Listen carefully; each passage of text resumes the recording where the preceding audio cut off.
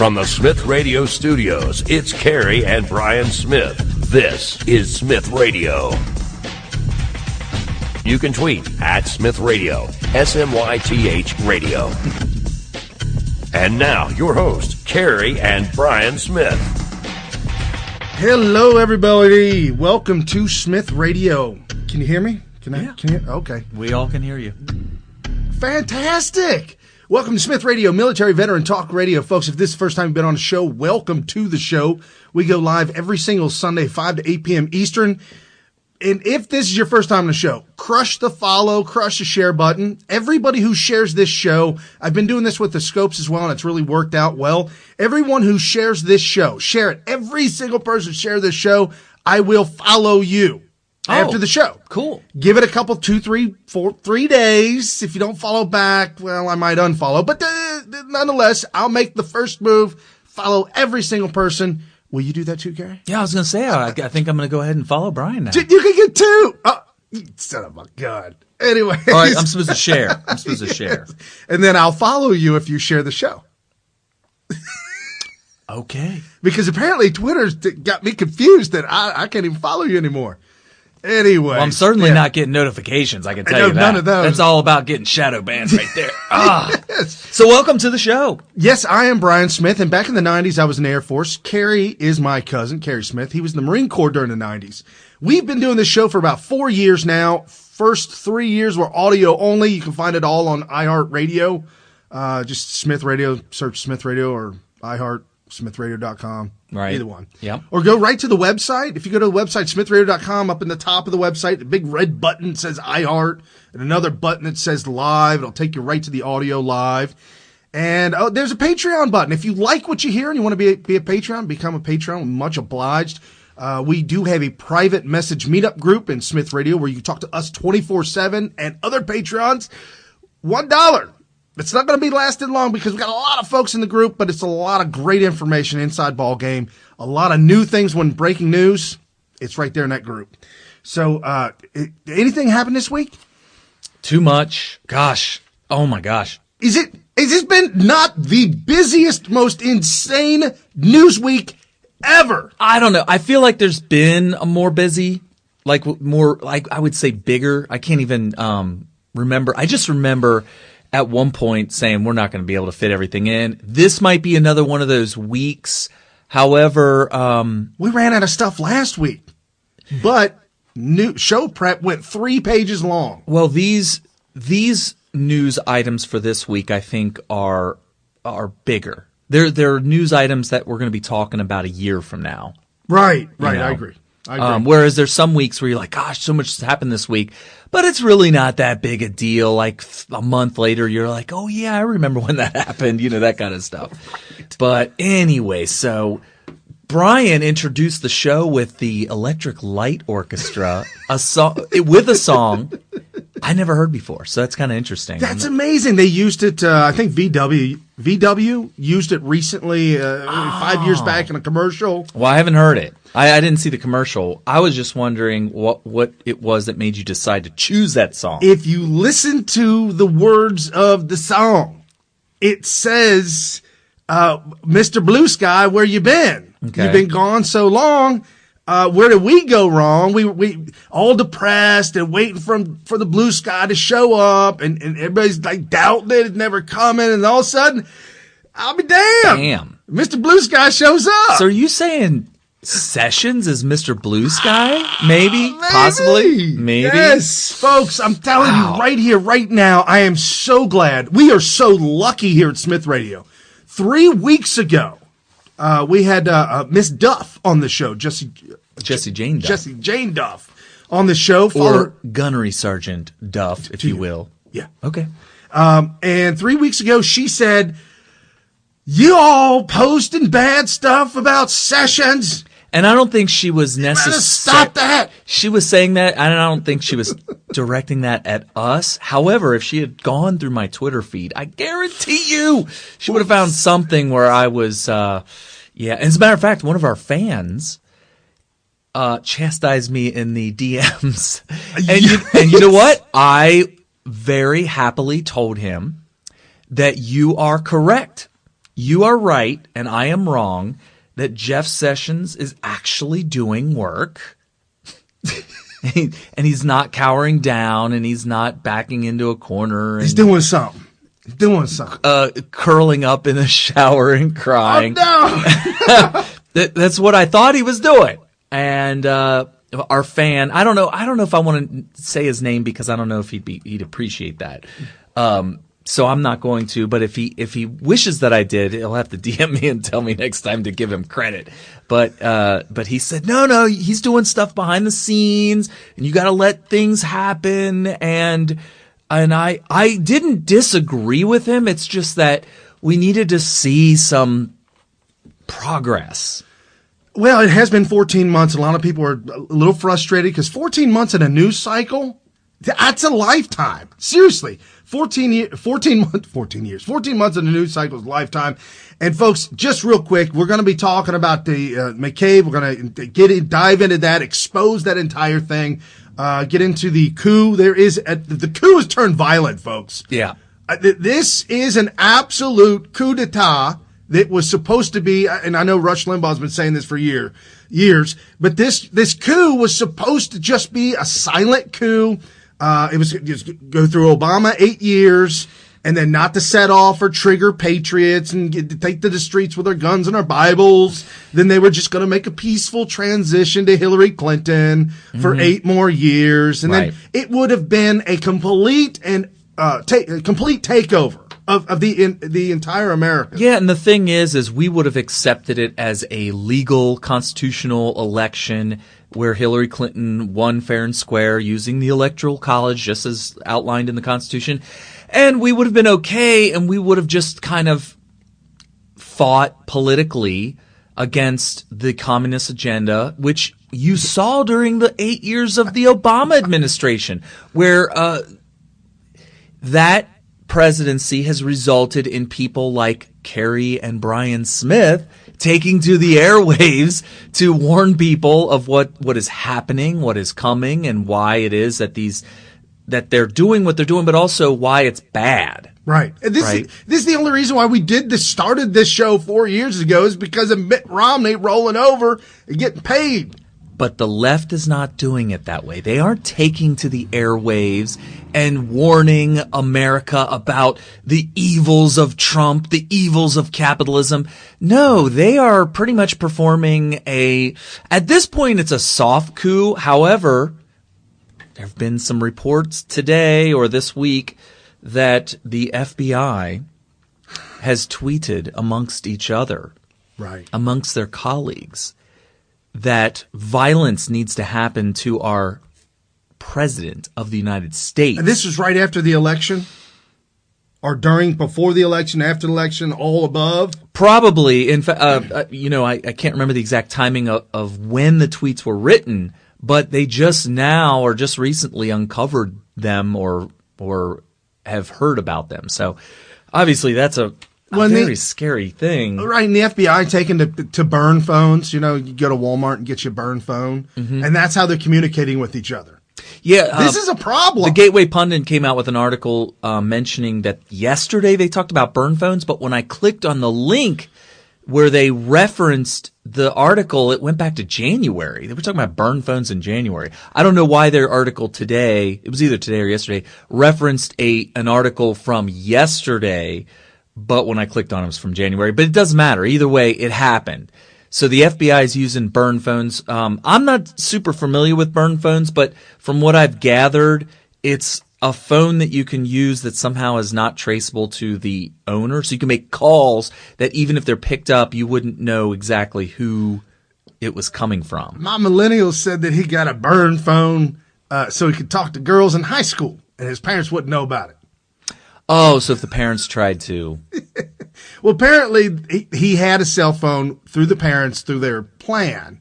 Okay. And they could monitor it. They could see all the text messages. They could see everything, all that stuff. Okay. He's like, I need me some privacy.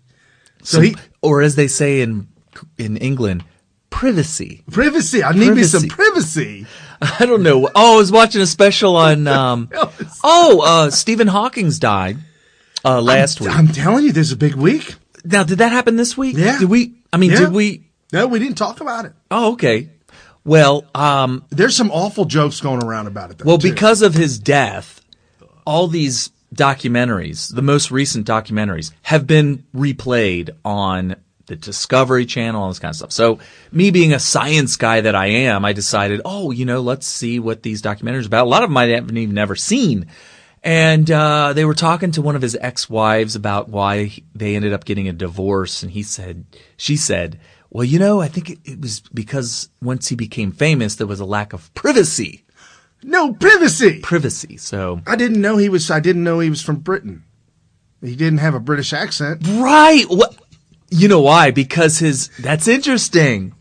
That he is British. So for those of you that don't know, his voice software, which is surprisingly old, this stuff, the software they were using to allow him to speak came from Silicon Valley. Yeah, the 19. So he had an American accent because the software that allowed him to speak was from Silicon Valley in California. So interesting that they didn't attempt to give him a British accent. That is so bad. Rotten to the You know what core. it is?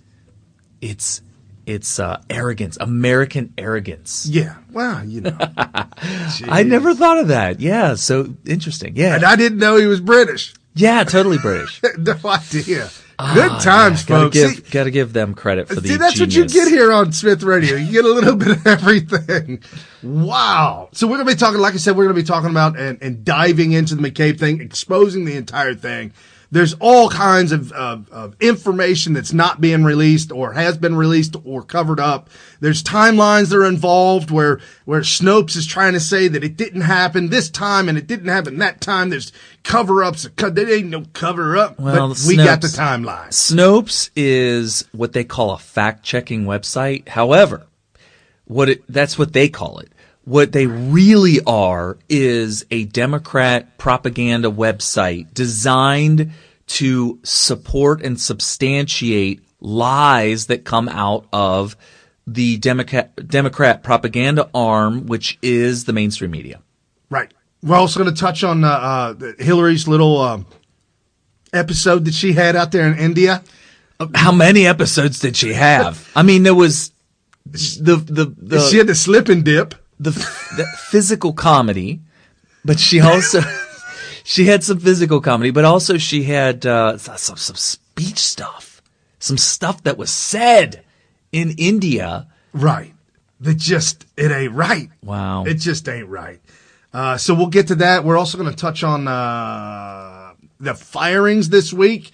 You're like, Brian, I know there's only one fire, McCabe. No, man. Rex Tillerson. Peace out, dog. Gots to go. Want to touch on that. And who is replacing Rex Tillerson? And why did she initially say no, but when pressed by Trump, Oh, you mean she said yeah. the woman that tortures everybody? No, that's another one. Oh, that's a different one. Somebody Oh my else. gosh, we got all kinds of. Gary Cohen. We talked about him last week. He got fired, because he's a globalist. Hey, Gary the globalist. Gary the globalist. He's a national globalist. Trump was trying to kind of help him out there a little bit. He's been replaced. He's that kind of guy. He's a nice guy. He likes to help people out. after he kicks you around a little bit. Right. He's been replaced with Larry Kudlow. Okay. Who be that? I'll tell you. Just hang in there. Has to do with Ronald Reagan. But it's all good. I promise you that. Okay. ICE arrests, and there's some ICE Immigration Customs Enforcement news. If you've been watching the scopes or you've been paying attention to the news, you know what's going on the left coast, and ICE is winning. And we've got some good news about that. If we got time, we'll touch on the Lamb thing, but pretty much what you need to know about Lamb winning in Pennsylvania. Very, very strange and interesting election there. $7 million for 7 months of service. The Democrat Party don't have no more money. They ain't got it. Where the money coming from? They ain't got no more money. I don't know. Can you explain that one to me? $1 million a month? Yeah, for 7 months of a seat. And he agrees with Trump. He says, I'm pro-gun, I'm pro-wall, Here, Pelosi's a nut job. Let me explain something said to those of you that are listening. That is a very strange thing to me because I'm in Ohio. I'm an ideologue. I'm into politics. I understand the parties. I understand the ideologies of the parties. In Kentucky, it's a very red state. So Republican nominees for president always win in Kentucky. All the local elected nominees officials. for president. Nominees for Senate. Or No, presidential candidates. Oh, okay. All the candidates for president. They take the state of Kentucky. Yeah, it's a red state. Okay. They elect the Republican. However, all the local politicians are all Democrats. But that doesn't mean they're liberal. They're very, very conservative. So it's strange.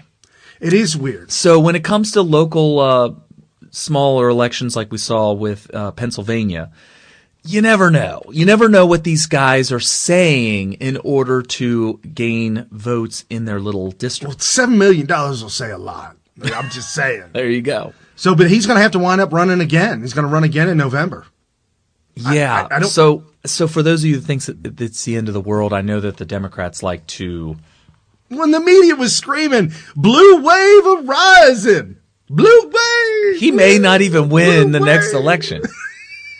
I don't. They were saying blue wave arising in Texas. That fell apart really fast. They were talking about Texas going blue right before the presidential election. Hillary had a shot. Yeah. At taking Texas, Tejas. They were saying that about Georgia, too. And they must have had something lined up for Georgia. Oh, boy. Because they would not let that go. This isn't this is not breaking news. But anyway, go ahead. Yeah, for those of you in Lower Price Hill, Tejas. That's who we're talking about. Price Tejas. I thought the saying was for those of you in Westwood. I know, but I'm speaking to those in Lower Price Hill now. We're so close to. I could see Westwood from this house. So we're pretty close. No, but there's an area called Lower Price Hill. It's now occupied by Hispanics. Oh, that makes sense. So when you say for those of you in Lower Price Hill, it's Tejas. Right. They know, though. Benvenutos, for those of you, and that might be Italian. Okay. That might even be Italian. I don't know. Probably. Anywho, so I guess we knocked that lamb thing out. We'll figure out how that's going. For those of you who think Stormy Daniels is an actual story, if you watch CNN, it's wall to wall 24/7.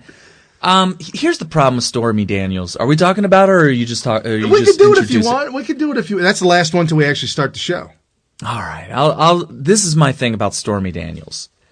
There's a lot of things as a poker player whose job it is when you're playing poker to read people and read situations. You're not really just reading people and trying to figure out what they're thinking because that's too hard. Okay.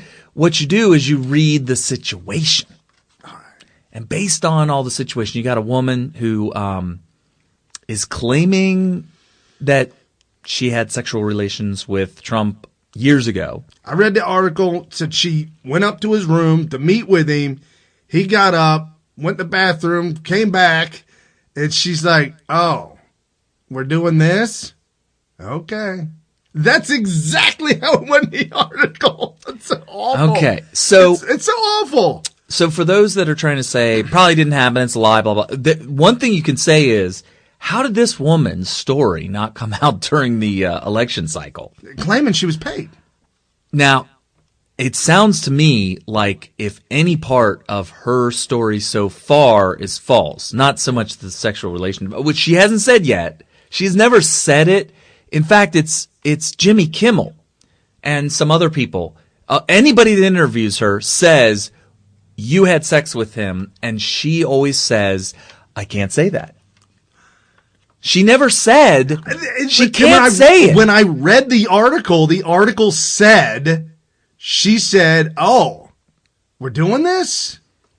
I guess."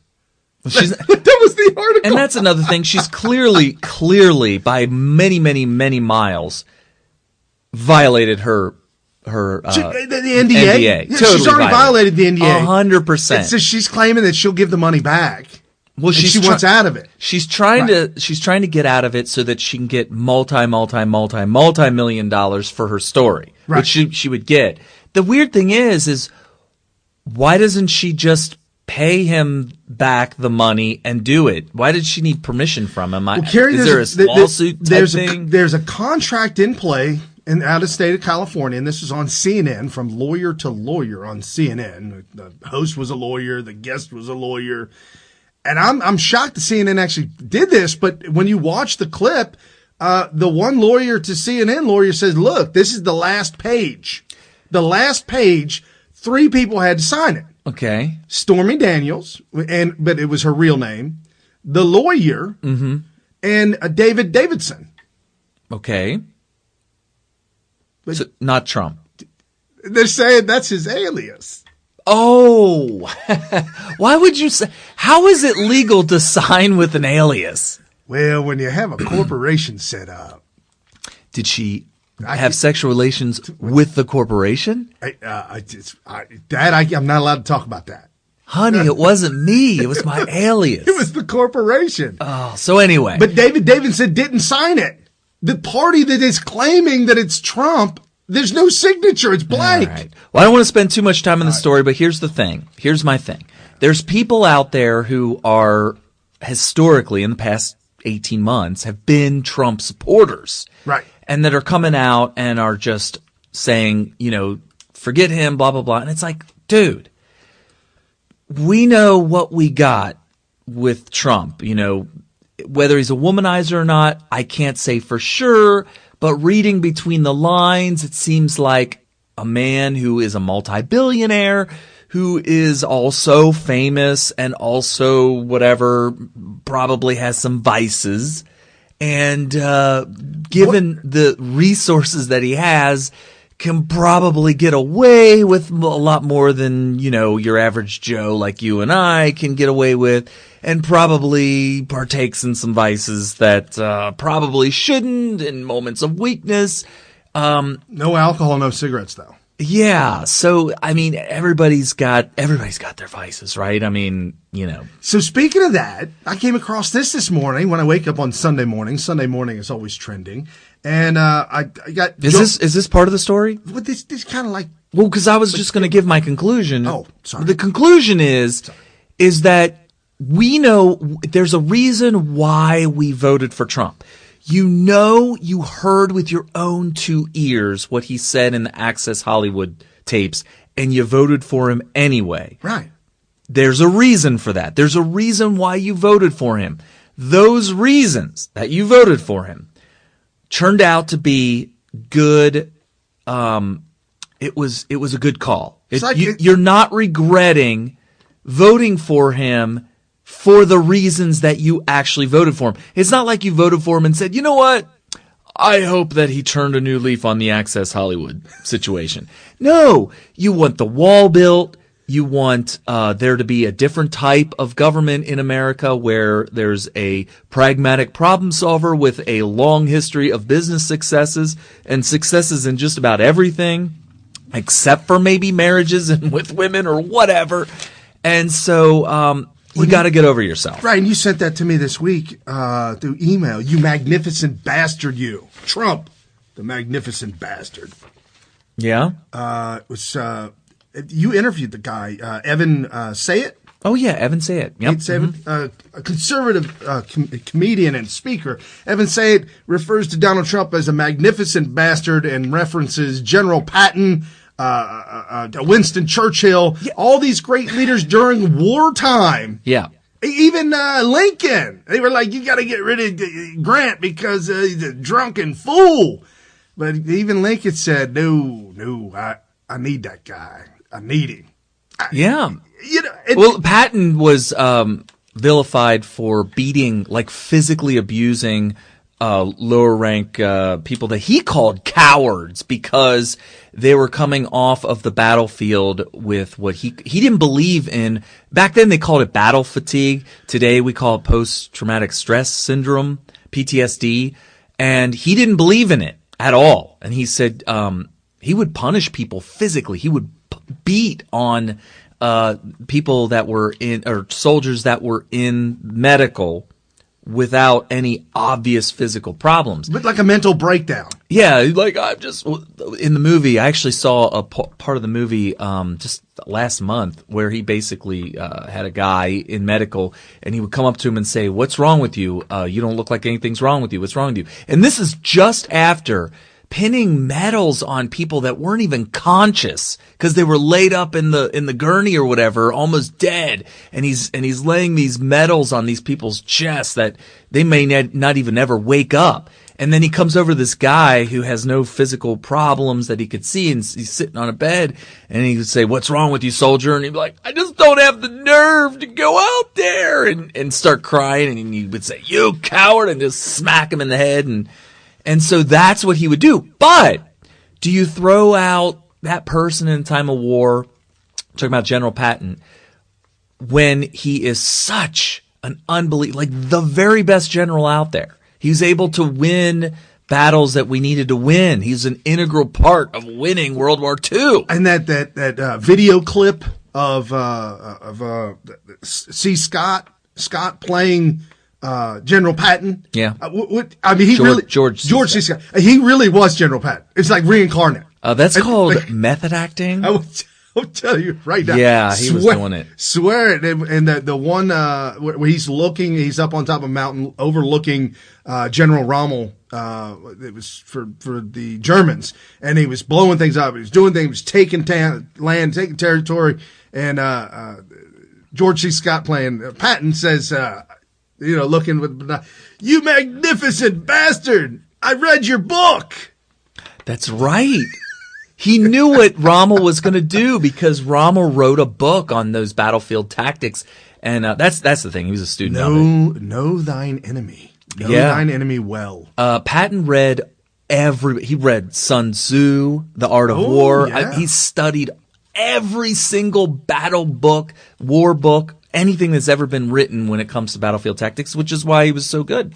And so we're talking about Donald Trump, folks. We're talking about the magnificent bastard that he is. But anyways, nobody's perfect. We're all human. We all got our own flaws. And this Sunday morning, I ran across this clip, and I couldn't help but to think that maybe Joel Osteen, maybe he was thinking of Trump this morning. Interesting. Because I thought he was talking about it.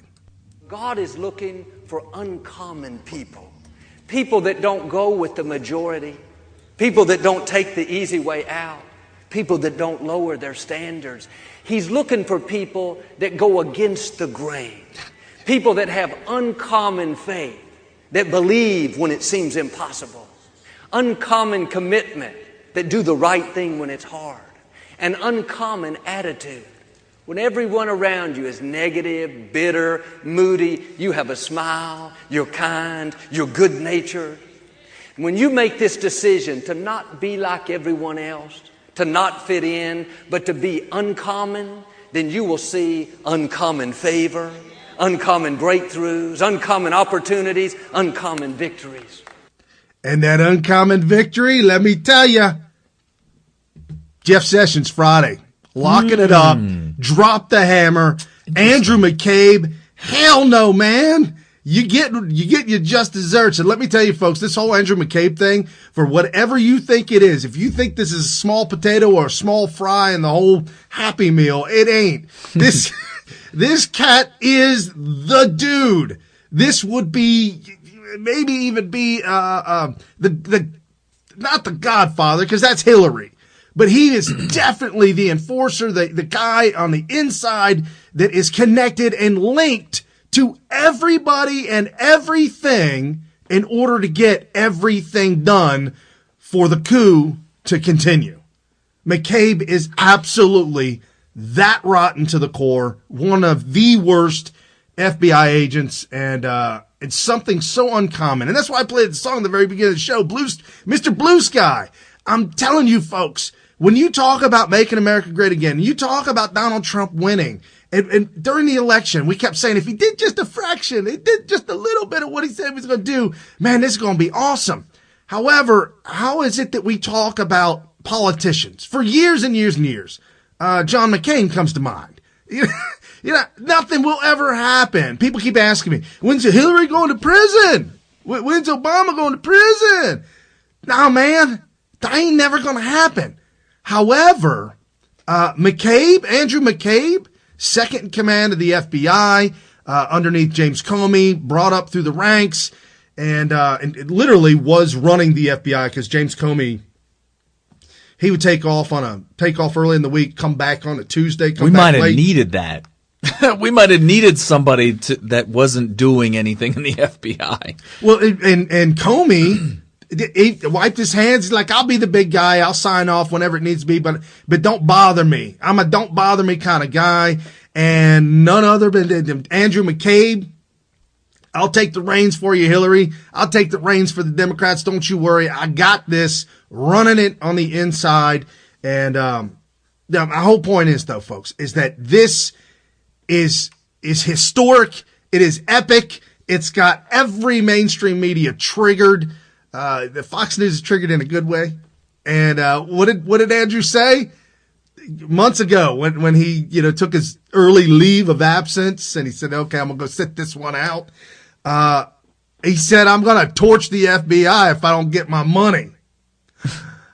Well, I guess the FBI gonna get torched.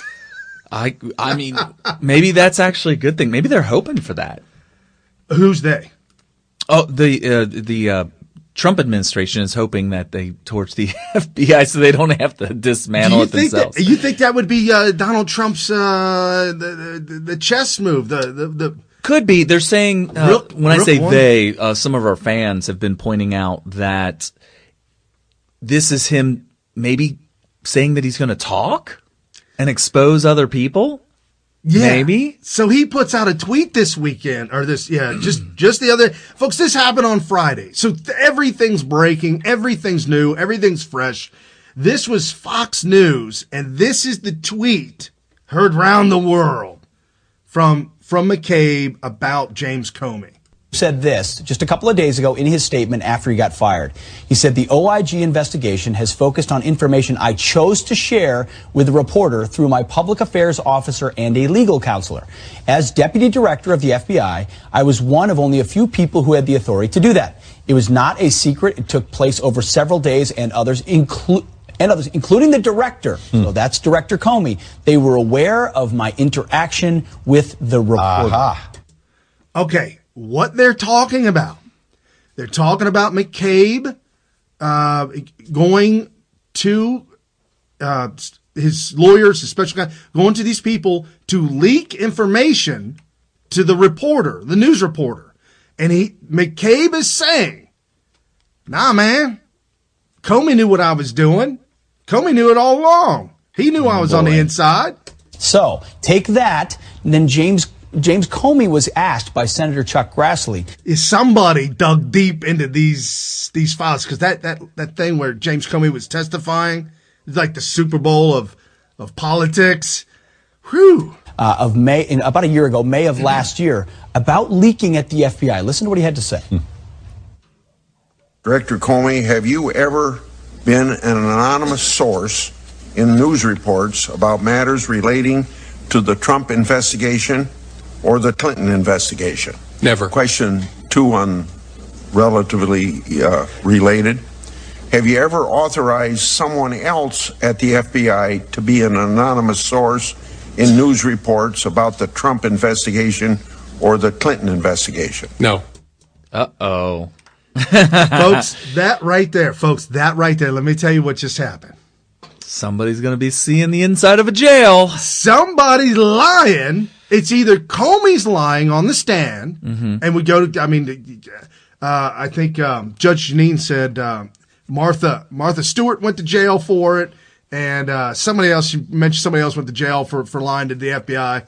If you lie to the FBI or if you lie under oath, you see jail time. So Comey either lied on the stand or McCabe is lying that Comey knew that he was an anonymous source. McCabe said, I was an anonymous source to the reporter about the Trump and Hillary investigation.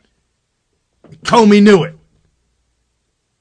He said it wasn't even a secret, right? Right. He's saying it wasn't, like, everybody in there knew. He ends up getting fired because it was determined that this was inappropriate contact with a reporter. That's why he got fired. And so it's the whole entire leadership. It's like this giant circle of corruption that they weren't even aware, clearly weren't even aware that this was inappropriate behavior. And it was all part of a coup. 100%. Because if you look at the actual leaked stuff that was coming out of everywhere, I mean, the leaks were coming from everywhere. It was always something that hurt Trump in some way, shape, or form, which this is nuts. We should not have departments within the executive branch who are doing anything to undermine or hurt the current sitting president, period. If you are an employee of the executive branch of any level and you cannot do your best for the president, the current sitting president of the United States, you should resign. Get out! If you don't resign, you are actively involved. It doesn't matter what level it is. I mean, look at Colonel Strasberg, the big coup called Valkyrie. Oh, yeah. He was an officer in the Nazi army during World War II who was organizing a coup, and he was only a colonel, which is that doesn't sound very high. We're talking about the directors of the FBI and all of the surrounding people at the very, very top. This Colonel Strasberg was not, he was high enough to get the job done. Well, he was high enough to get close enough. Right. To Hitler. That's all the higher he was just, he was just high enough to get the job done. And so it doesn't matter what position you're in. If you are working in the executive branch and your day-to-day operation consists of doing things to hurt the president, you are involved in a coup. Right. It's a soft coup, but it's a coup. Now, a real, like a military coup would be like actual guns drawn and pointed and all that kind of stuff. You mean in Turkey? That kind of stuff, yeah. Damn. That went away pretty quick, didn't it? People, I'm glad that you remember it because Oh. that's the kind of thing that people just forget about. But Yeah, it was said the generals in Turkey told the media, told the news media, said we can't take this anymore, and we're fighting for the freedom of our country. And didn't it fail? It was a failed coup. Not only did it fail, but they took everybody and started to kill and slaughter and chop. They slaughtered them. Didn't they like trap them on a bridge or something? News reporters and everything. They went for months and months and months afterwards, just rounding up people and getting rid of them. Wow. The head of Turkey is full blown, all in Sharia law. So I mean, that's what's going to happen. We're probably an overly civilized country, the United States. I would think so. So we don't do that kind of stuff. No. But the problem is we're not doing enough. These people need to absolutely be rounded up and put in jail, put on trial to see to what extent they were actively, willfully engaging in a coup d'etat. Right. Some people call it sedition. Some people call it treason. The problem with treason is there has to be an enemy involved. You have to be aiding and abetting an enemy. And like Bo Bird Dog. Yes, he would be considered a traitor, 100%, because he pretty much joined the Taliban. He joined Taliban and helped them to locate places on base to drop rockets. And actually, in the rescue attempt, people died doing it, and they believe, his unit believed, that the reason they were able to be so effective in killing them was because they were getting tips from Bergdahl. So that's treason. It's treason. So sedition is probably a little bit more the accurate word to use. I think also a coup, which all these, I don't know if coup is exactly language used in any federal laws, but sedition is. Right. And then of course treason is in the Constitution. I think it's the only law that you can get hung.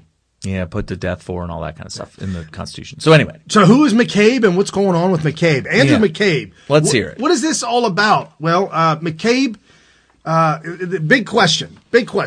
Where did McCabe, because he was a civil servant, working through the FBI, worked his ranks up through the FBI, where did he accumulate his $11 million net worth? Well, we need to probably report. The guy's rich, all right? Well, his wife is a pediatrician, though. His wife 11 million. I don't know any multimillionaires that got their wealth from practicing as a physician. I mean, drive a Porsche. But multimillionaire? I don't know. That's kind of rough. That's kind of rough.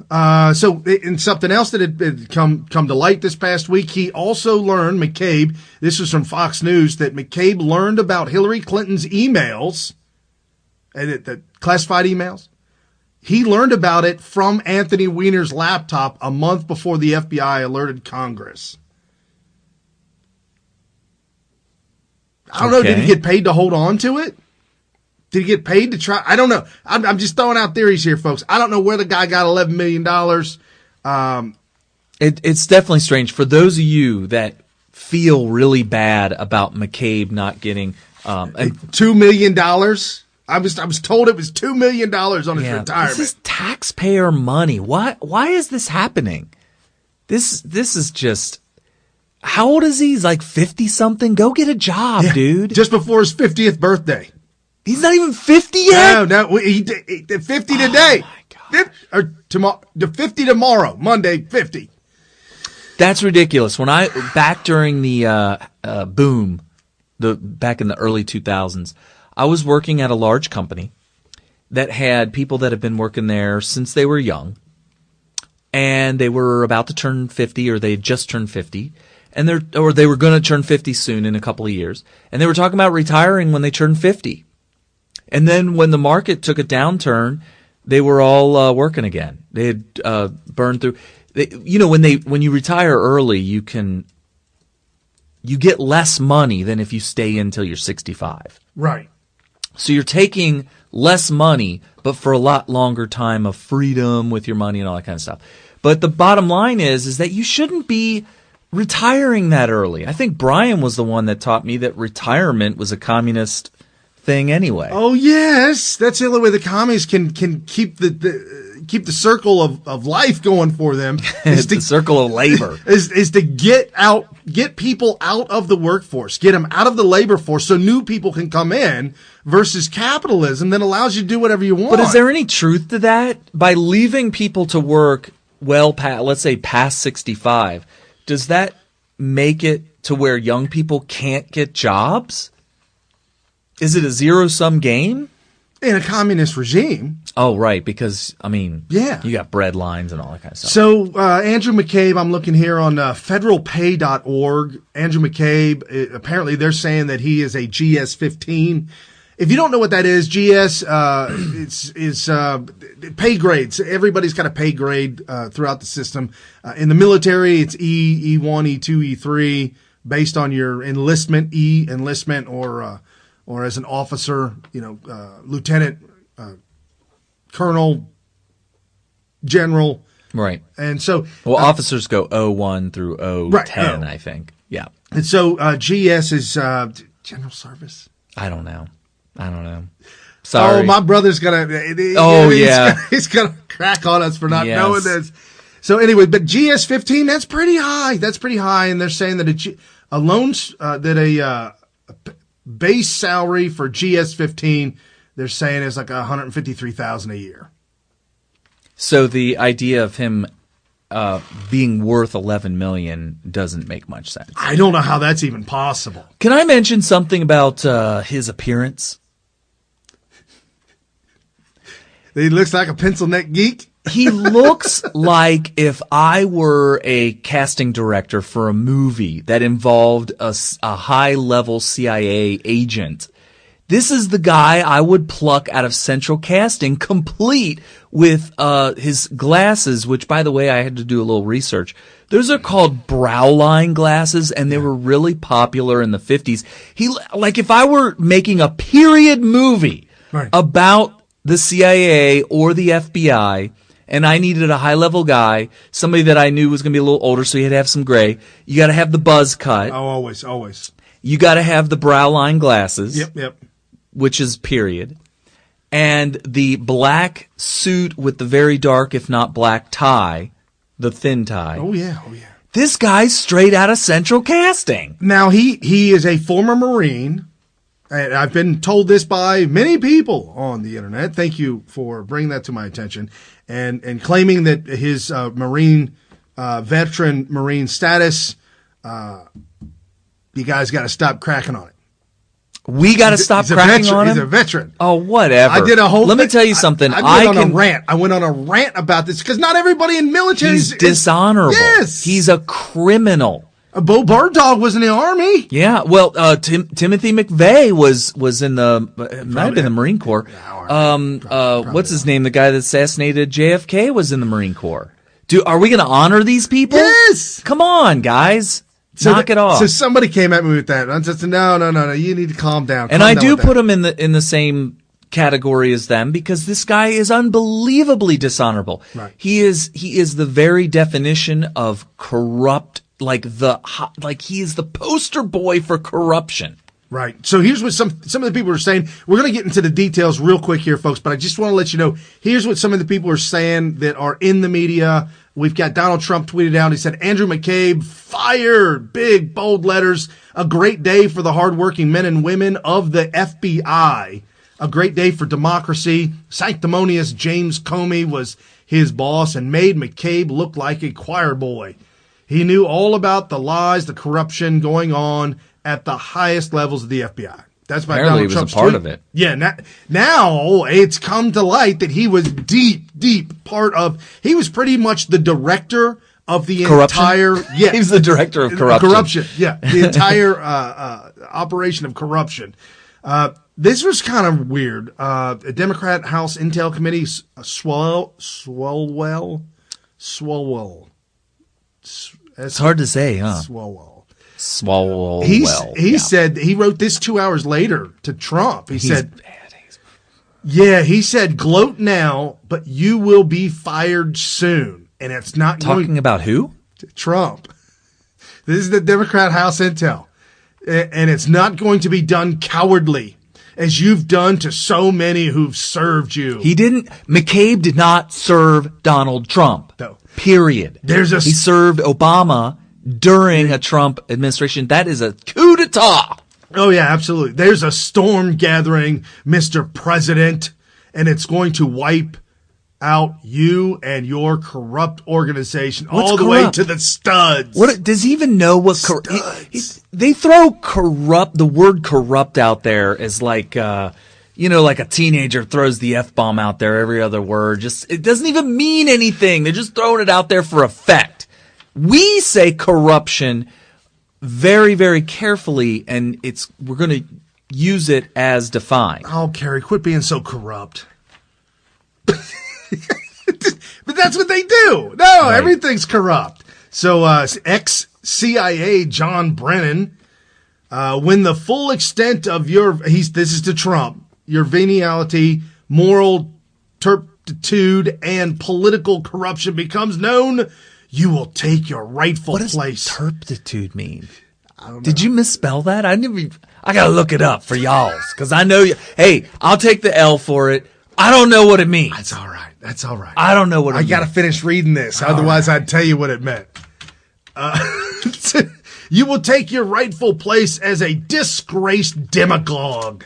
I know what demagogue is. In the dustbin of history, you may scapegoat Andy McCabe, but you will not destroy America. America will triumph over you. Turpitude is depravity or wickedness. Yeah, that's Trump. Right? Interesting. The wickedness. He got together with his staff and said, we need a word. I need a good one. I need one that's going to really nail home what I want to say. And somebody was like, let me consult a thesaurus. And somebody deep down, like on the 25th or 26th word, said turpitude. What? Let's look that up. Oh, we need to use that word, turpitude. Okay. But if it goes over like a lead balloon and people laugh at us, then they would be enjoying their Schadenfreude moment.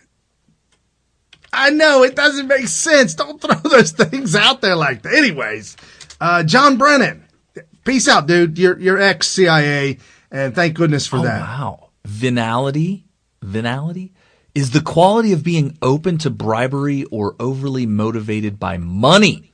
Other words, corrupt. But everybody's motivated by money. Some people motivated by money more than others, but just because you're motivated by money in an extreme way. But open to bribery, though. Okay, you got to be open to bribery. Open to quality of being open to bribery. Why would he say that about Trump? Do we have is there even circumstantial evidence at all that would lead you to believe that somehow there was some bribery going on? Oh, yeah. Or two words. Now, the motivation of money thing, I totally get that. We're talking about a guy whose entire success or string of success through his entire life has led him to turn a $1 million loan from his father to $10 billion.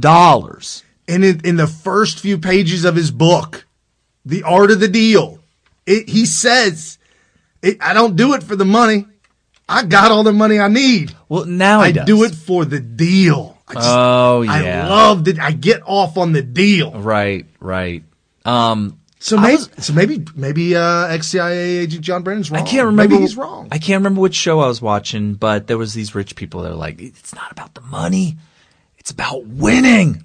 We don't like to lose. We don't like to lose. And of course, their measurement of winning and losing is whether or not the deal you made with the person you're negotiating with is more favorable to you or more favorable to the other guy. Right. And we all know that that's all measured in whether or not you get ahead more than the other guy financially. So, but no, they don't even think of it as, it was the men who built America, with the Yeah. So somebody was like, it's all about winning, because they were talking about negotiating and all that kind of stuff. Okay. But anyway. And so Eric Holder, peeking his head up, Eric Holder talking smack. Eric Holder actually started to talk about violence a little bit. He was giving a talk, and he said to the GOP, "You want a knife fight? Well, we're going to do it." And then he lashes out at Trump, calling him erratic. I think that's the whole reason why he is so effective. He's effective because people think he's erratic. It's like when you get into an altercation with somebody where you're kind of yelling at each other, you're upset, and possibly it could get physical. Right. But you don't know if it's going to get physical. And you're just yelling back and forth at each other. If the other guy is getting erratic, you're probably more likely to back down, because everybody wants to avoid a physical confrontation. But if the other guy's acting erratic, you're not really sure what's going to happen. So, but in the case of Trump, his erratic behavior, look, if Kim Jong-un come to the table begging Trump, it's because of Trump's erratic behavior. I tried to call your bluff, Trump, but man, you got me on edge. Yeah, he's putting people on edge. If you really think that he's going to hit that button that's going to launch all our nukes, then Trump has done his job. Well, even back during Reagan's era, they called him the crazy cowboy. He's going to light it up. He's a cowboy. We don't know what he's going to Land of confusion. Well, that was more of a incompetent type thing where he's like, he was trying to hit I was taking it like he was like sick and mentally deranged and just Alzheimer's. Oh no, he didn't try to launch the bomb. He's just incompetent. Oh, because of his teeth. There were two buttons next to each other. One said room service, and the other said launch all the nukes. Because that's where you would put the nuke button. And his eyes were hazy. He just woke up, and he wanted room service, and he hit the nuke button, and it blew everything up. So anyway. Thank you, Phil Collins. Appreciate that. I know where you stand. That's okay, man. He might have changed. Everybody, look, back then I was liberal. Stay in Europe. That's all right. Anyhow, so Andrew McCabe, this whole thing about the money and his wife, where did McCabe start? Where did all this come from? Well, Donald Trump tweeted out and said, how can FBI Director Andrew McCabe, the man in charge, along with leaking James Comey, the phony Hillary Clinton. Leaking James. Leaking James. I mean, I feel like he needs a pair of Depends or something. Yeah, James Comey leaking too much. Leaking everywhere. Oh, my gosh. But including phony Hillary investigation, including her 33,000 illegally deleted emails, be given $700,000 for his wife's campaign by Clinton puppet during investigation. This was back Christmas of last year. Okay, what are we talking about? Go to Snopes, and Snopes says, nope, this ain't true. This ain't true. It had nothing. The timeline was different when McCabe's wife got money and Hillary Clinton was being investigated in her email scandal. Well, folks, it doesn't take much on the internet. The interwebs, they've got all the information laid out. It is not hard to do. I've taken information from CNN, and I've also taken some information from another website. Some website. The interweb. Some website, the interwebs somewhere. I love it when you lose your place. You're just like, it's on there somewhere. Where in the H-E double toothpicks did that damn thing go? Well, we'll get to it soon. All right. So McCabe's wife received money from Terry McAuliffe, who was under FBI investigation. Terry McAuliffe is the governor of Virginia. Right. He was the one that was running against Corey Stewart. Right. And so Andrew McCabe's wife announced that she was running for Senate in Virginia in 2015. I believe it was in March of 2015. And she was running as a Democrat. This is Andrew McCabe's wife. They live together. They share the same money together. If your spouse runs for a political position, your whole family is involved in that. I mean, look at Trump. Yeah. Look at Chelsea Clinton. I mean, especially direct family members like sons, husbands, spouses. Well, that's why you get the first lady or the first man. Right. Whatever the case may be. Anyway, so and the second point that I want to make, she is a pediatrician who did not ever in her entire life have a political experience before 2015. Okay. Nor did she seek anything political, nor did she speak out political. Like, nobody knows of anything political that she ever did. Why is that relevant? No, the reason I ask is because Trump had no political experience. No, but he was outspoken about politics. That's true. If you go back for 2 decades, there's all kinds of clips of Trump making his opinion known about politics and world affairs. Right. No, absolutely. And predicted 9/11. Yeah. He pretty much said we need to do something or else the towers are going to come down. He didn't use that exact language, but man, if you read between the lines, it's almost like he was begging for somebody in the government to do something about the fact that... Did he make a comment about you could fly a plane into one of these towers and wreak havoc? I don't want to make it sound like he made that much of a prediction, but he definitely was warning about not just Muslims in general. Right, but terror. Bin Laden. No, not just terror in general. He called Bin Laden Yes, out. he mentioned Osama bin Laden directly by name in 1999. Right. So Terry McAuliffe's wife, Jill. There's nothing on the books that we know of, no YouTube videos, no homemade videos of her speaking out about politics and about anything. Her life as a pediatrician, and pretty much if you're a pediatrician, that's your entire life. Yeah, I mean, you're going to be busy with that. Morning till night, you're dedicated to your job. Yeah. Doctors are busy. Very, very busy. Delivering babies, whatever it be. A pediatrician does deliver babies. Like, wow, maybe in some countries. I don't know why I was thinking babies. I'm thinking, anyways, Jill, very busy with her career. So she comes out and she runs on the campaign slogan. She promises to fight for women's issues. That sounds pretty vague. Sounds like a Hillary Clinton slogan, but I digress. Women's issues. Whatever the case may be. Number 4, a super PAC, which is Political Action Committee, a super PAC of the sitting governor, Terry McAuliffe, who was under investigation. because he was part of the Clinton crime syndicate back in the day. I'll get to that in a minute, with dirty deeds of money flowing to different campaigns. Anyway, so a super PAC of Terry McAuliffe's, and Terry McAuliffe is a huge Hillary fan, worked with Hillary, and has donated to Hillary's camp. So, I mean, there's your ties. And, but his super PAC donated to Jill McCabe. And so McAuliffe, like I said, longtime backer of the Clintons, serving as Hillary Clinton's campaign chair in 2008 during her run against Obama. McAuliffe also under investigation. The probe and the officials said the investigators have scrutinized McAuliffe's time as a board member of the Clinton Global Initiative and a Chinese businessman named Wang and $120,000. Okay. Wall Street Journal says that no, they only Jill McCabe only received $500,000.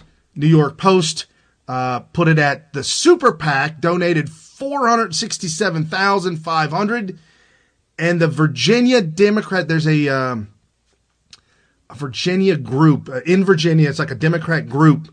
It's the super PAC that Terry McAuliffe also is involved with. $207,000 from them as well. Okay. None of this adds up to $11 million, though. 11 million. Oh, no, that's a difference. 11 million. You mean for the? Yeah, right. How does he have a net worth of 11 million? Yeah, how is he worth that much? Still, I can't find that money. It's a lot of money, right, but not 11 million. Right. And supposedly you're gonna have to spend at least a little bit on your campaign to make it look like you're really running, you know? So this by the New York Post. New York Post, the money directed by McAuliffe began flowing 2 months after the FBI investigation into Clinton began in July 2015.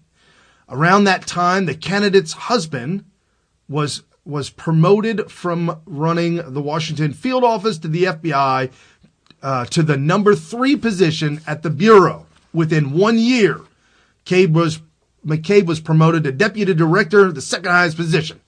Okay, so McCabe's wife is announced that she's going to run. McCabe somehow mysteriously winds up being promoted through the FBI, becomes number 3 in command during his wife's run at Senate. McCabe becomes number 3 in command. And now, James Comey still head director of the FBI. Folks, James Comey is tight with the Bushes, tight with the Clintons. We don't even need to go down and out. You already know this, that Comey is deep, deep, deep with the Clintons. So I can only assume that his rise to meteoric fame, fortune, number 3, to at least number 3, while his wife is running. He's also she's also receiving this money. It just looks really, really bad. So in 2015, March 7th, Terry McAuliffe meets with McCabe. They claim one time. This is McCabe, FBI McCabe, and Andrew McCabe. And he persuades Andrew McCabe's wife, Jill, to run for office. And so she does. Okay. Now, this is the Hillary Clinton email timeline. In 2013, Gawker reported that Grucifer had hacked ClintonEmail.com. 2014, at the request of the State Department, Clinton hands over 55,000 pages. So, look, folks, this email thing is already running. So for Snopes, that was a long time ago. Yes, so for Snopes to say, no, there was no there. Why would Jill McCabe run to protect Hillary, to take the money to give to her husband to protect Hillary? No, we're going back to 2013. It's exposed. ClintonEmail.com. 2014, State Department hands over 55,000 pages of Hillary Clinton's emails, and we find out there's 33,000 emails missing. 2015, 3rd of March, Maria Harf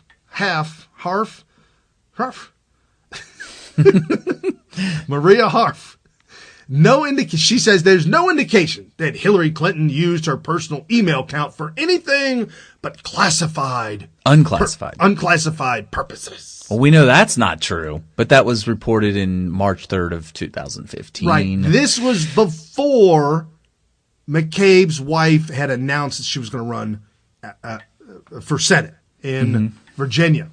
March 4th, after 48 hours of silence. This is the next day, by the way. Yep. Hillary Clinton tweets out, I asked the state to release them. They said they will review them for release as soon as possible. Okay. So she's kind of backing out of it. March 6th, State Department begins reviewing emails to determine what can be publicly released, not whether Clinton did anything, but whether that they can actually release the emails. The FBI did not notice. Oh, that was something else. So this thing is starting to churn, and Hillary Clinton knew what she did. So why would you not hedge your bet?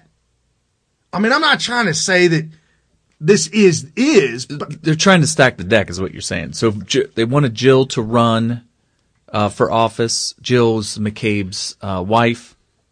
Terry McAuliffe basically convinced her to run. What was she convinced to run for? Senate. Okay. Senate seat against a Republican. Okay. So they're definitely, this is an attempt to stack the deck in order to create like a team of people to protect her. Because McCabe is being pushed up through the FBI. If there's an investigation. Oh, and the Democrats actually asked the IG to investigate Hillary Clinton's emails. I know it sounds crazy, folks, but why would they do that? Wait a minute. Was it Horowitz? The IG, who was a Democrat, and the Democrats asked him to investigate Hillary's emails. Do you know what this is, don't you? It's a dog and pony show. Wait. In a forest fire, if the forest fire's coming at you, and you know those things can spread at like 100 miles an hour. You can't outrun it. You almost can't even get into your vehicle and drive out of there. But a lot of times the firefighters are on foot. What do they tell you to save yourself? Run left. No. Run into it. Light a fire right where you're at. What? Yeah. You start burning the area around you. And once it's burnt, you burnt all the fuel out. Then you could stay there and you're safe. Wow. So the investigation of themselves is equivalent to lighting the fire right where you're at in order to save yourself when the forest fire comes through. Right? Oh, that's exactly what this is. That is exactly what this is. 100%. That's why Brian hires me. It's my analogies. Yeah, so they investigate themselves, right, in order to prevent. I want the American people to know I've got nothing to hide, right? And I'll tell you this: we will start the investigation. And it's a dog and pony show, sure, but when Republicans come through and say, "Hey, we need to investigate that," politically, it's not going to work because they'll just say, we did that. It's already been done. What are you talking about? That horse has been beat. That's right. It looked like the Republicans are trying to beat the dead horse. We already beat that horse. Come on, man. The horse has already been beat. Need to investigate Russia. Oh, my gosh. Trump should have launched an investigation into Russia. Oh, my gosh. Somebody. Hey, is this thing on? Somebody call Trump. Tell him it's too late. The forest fire's already through. Tell him to start a fire where he's at. It's too late. Well, he has done the sanctions. Right. Oh, right. Do you have that in your stack of things? Because that's kind of interesting. Oh, you do? Oh, no, I don't. All right. So Jill announces a run for the Senate. Andrew McCabe appointed. This is July 30th. Andrew McCabe is appointed Associate Deputy Director FBI by Comey. That is literally you're there. You're running everything. And he's overseeing the Hillary Clinton investigation and the Russia investigation into Trump. Both of them he's overseeing. August 31st. Here's where it gets juicy. August 31st, Jill McCabe's campaign receives $452,000 from Common Good VA, Virginia. It's a Democrat super PAC that's run by Terry McAuliffe. August through November, Planned Parenthood in Virginia said that they spent $168,000 in kind, which means services rendered or helping them out, not cash money, but $168,000 they spent to help her out. And they donated $142,000 to Common Good Virginia. So they split their Planned Parenthoods, split their money two ways.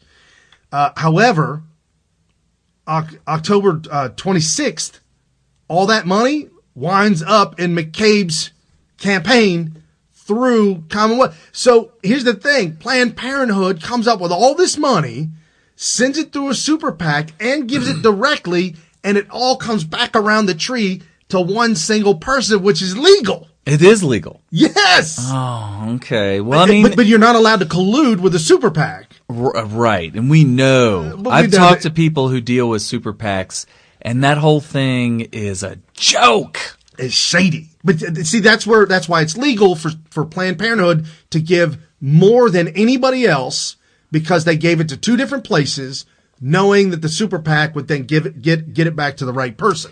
That law about not having any contact with a super PAC whatsoever if you're elected, it's like if you're running, yeah. It's like in wrestling. There's all these rules that you're supposed to follow when it comes to weight loss to get to your weight class. This is wrestling in high school level or Olympics, not WWE. Right, real wrestling. And there's all these rules because weight cutting can be dangerous if done improperly. But the fact of the matter is that sometimes you're in a pinch and you got to lose a lot of weight in a short amount of time. And all those rules are out the window. A lot of times it's not even hardly hidden. 14-year-old kids on the school bus I was on. Spitting into cups. They were dipping. We had tobacco. We had tobacco. Well, because you went to a we had Hill Jack. Yeah, you went. Oak Hill's at a Hill Jack. It was back then. Now it's kind of a little bit more of an urban, suburban type. They had cornfields around that school when you were. I don't know what you're talking about. Anyway, Hill Jack. If your wrestling team is dipping on the school bus, you might be hillbilly. Yeah. Or we would put, I know that kids, do not do this. Do not do this. Don't try this at home, kids. Yeah, put like a sweatshirt on and then a plastic garbage bag over that. We actually had a sweatshirt. A high school coach got fired this past week because revelations came out that somehow he either knew or possibly even instructed a kid to put a plastic bag on. It is really dangerous. Main thing is it makes you sweat too much. But the point is that there's certain things in life that you can make all the rules you want, but as long as these two competing things, which in wrestling it would be the need to be at a certain weight class versus the rules that prevent you from doing it improperly. And in the case of politics where you have the need to coordinate fundraising through a super PAC and the rules preventing you from ever having any communication with them, there's going to be a lot of backroom smoke-filled. Got to be. It's just going to happen, and it's almost unenforceable. So this money that Planned Parenthood, folks, Planned Parenthood is definitely in the tank for the Democrats, obviously. Mm-hmm. But Planned Parenthood is getting federal money. You're getting tax dollars on the back end, right? Are they still? I heard people complaining about the GOP not doing anything still. Yeah, but anyways, got to stop. This money that the Planned Parenthood donated and got through and sunk in, $250,000, is 76% of their total donations to any affiliation for politics in the entire year 2015. This is 76% of all the money they donated to different things. It's 76% of their money that is allotted for donations. So let's recap a little bit. Went to a super PAC and went to McCabe's wife, and the super PAC gave the money to McCabe's wife anyway. 76% of everything of their money that they donate. Like they'll we will donate X amount of dollars this year. This is our little savings account.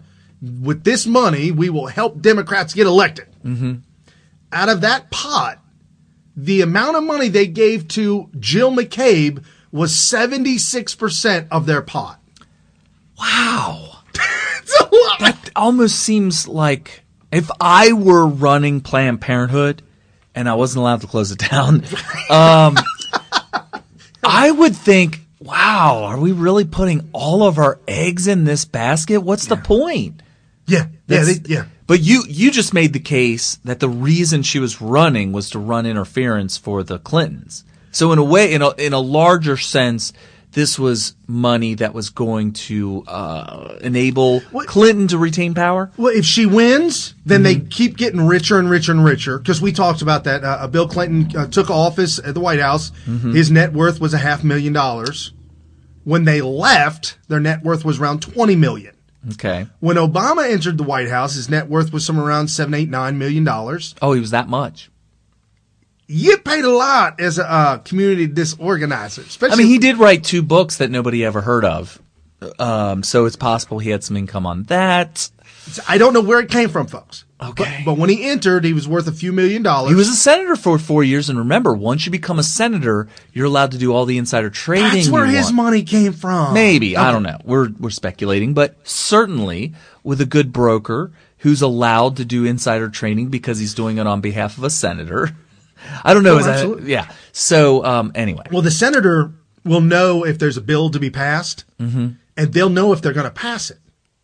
So they'll be like, hey, I'm going to get ready to pass this thing, and it's going to make this company rich. Their stock is worth $1 a share. It's going to be worth it's worth a penny. Yeah, give me $100,000. I want at least 5% stake in this company. Yeah, and it's worth a penny, and after they're done with the bill, it's worth like $50 a share. Yeah, you ever heard of Bitcoin? I'm just saying that's how crazy that money is. Yeah. Well, go ask Nancy Pelosi. That's how she's the richest one up there. Wow. Literally. So anyway, she's been there the longest, practically. Just about. Okay, so here's what's going on. If Jill McCabe wins the Senate race, then she'll be showered with money, and for the next how many years, if she's re-election, whatever, this could set her on a career path to becoming as wealthy as the Clintons. Well, nobody gets that wealthy, but you could be worth, $20, $30, $40 million, and not just $11 million. You'd be $30, $40 million. Mm-hmm. But if she loses, that's okay anyways, because McCabe got paid. They got paid $750,000. I mean, we spent a little bit on the campaign, but heck, it was worth a try. I mean, it's a win-win situation in a sense. Obviously, they want her to get elected, and that's why they dumped so much money on her to get elected.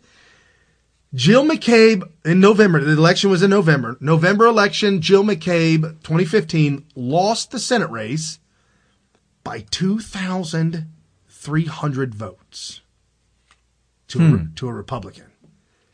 She outraised. They didn't say she outspent. They didn't say she outspent.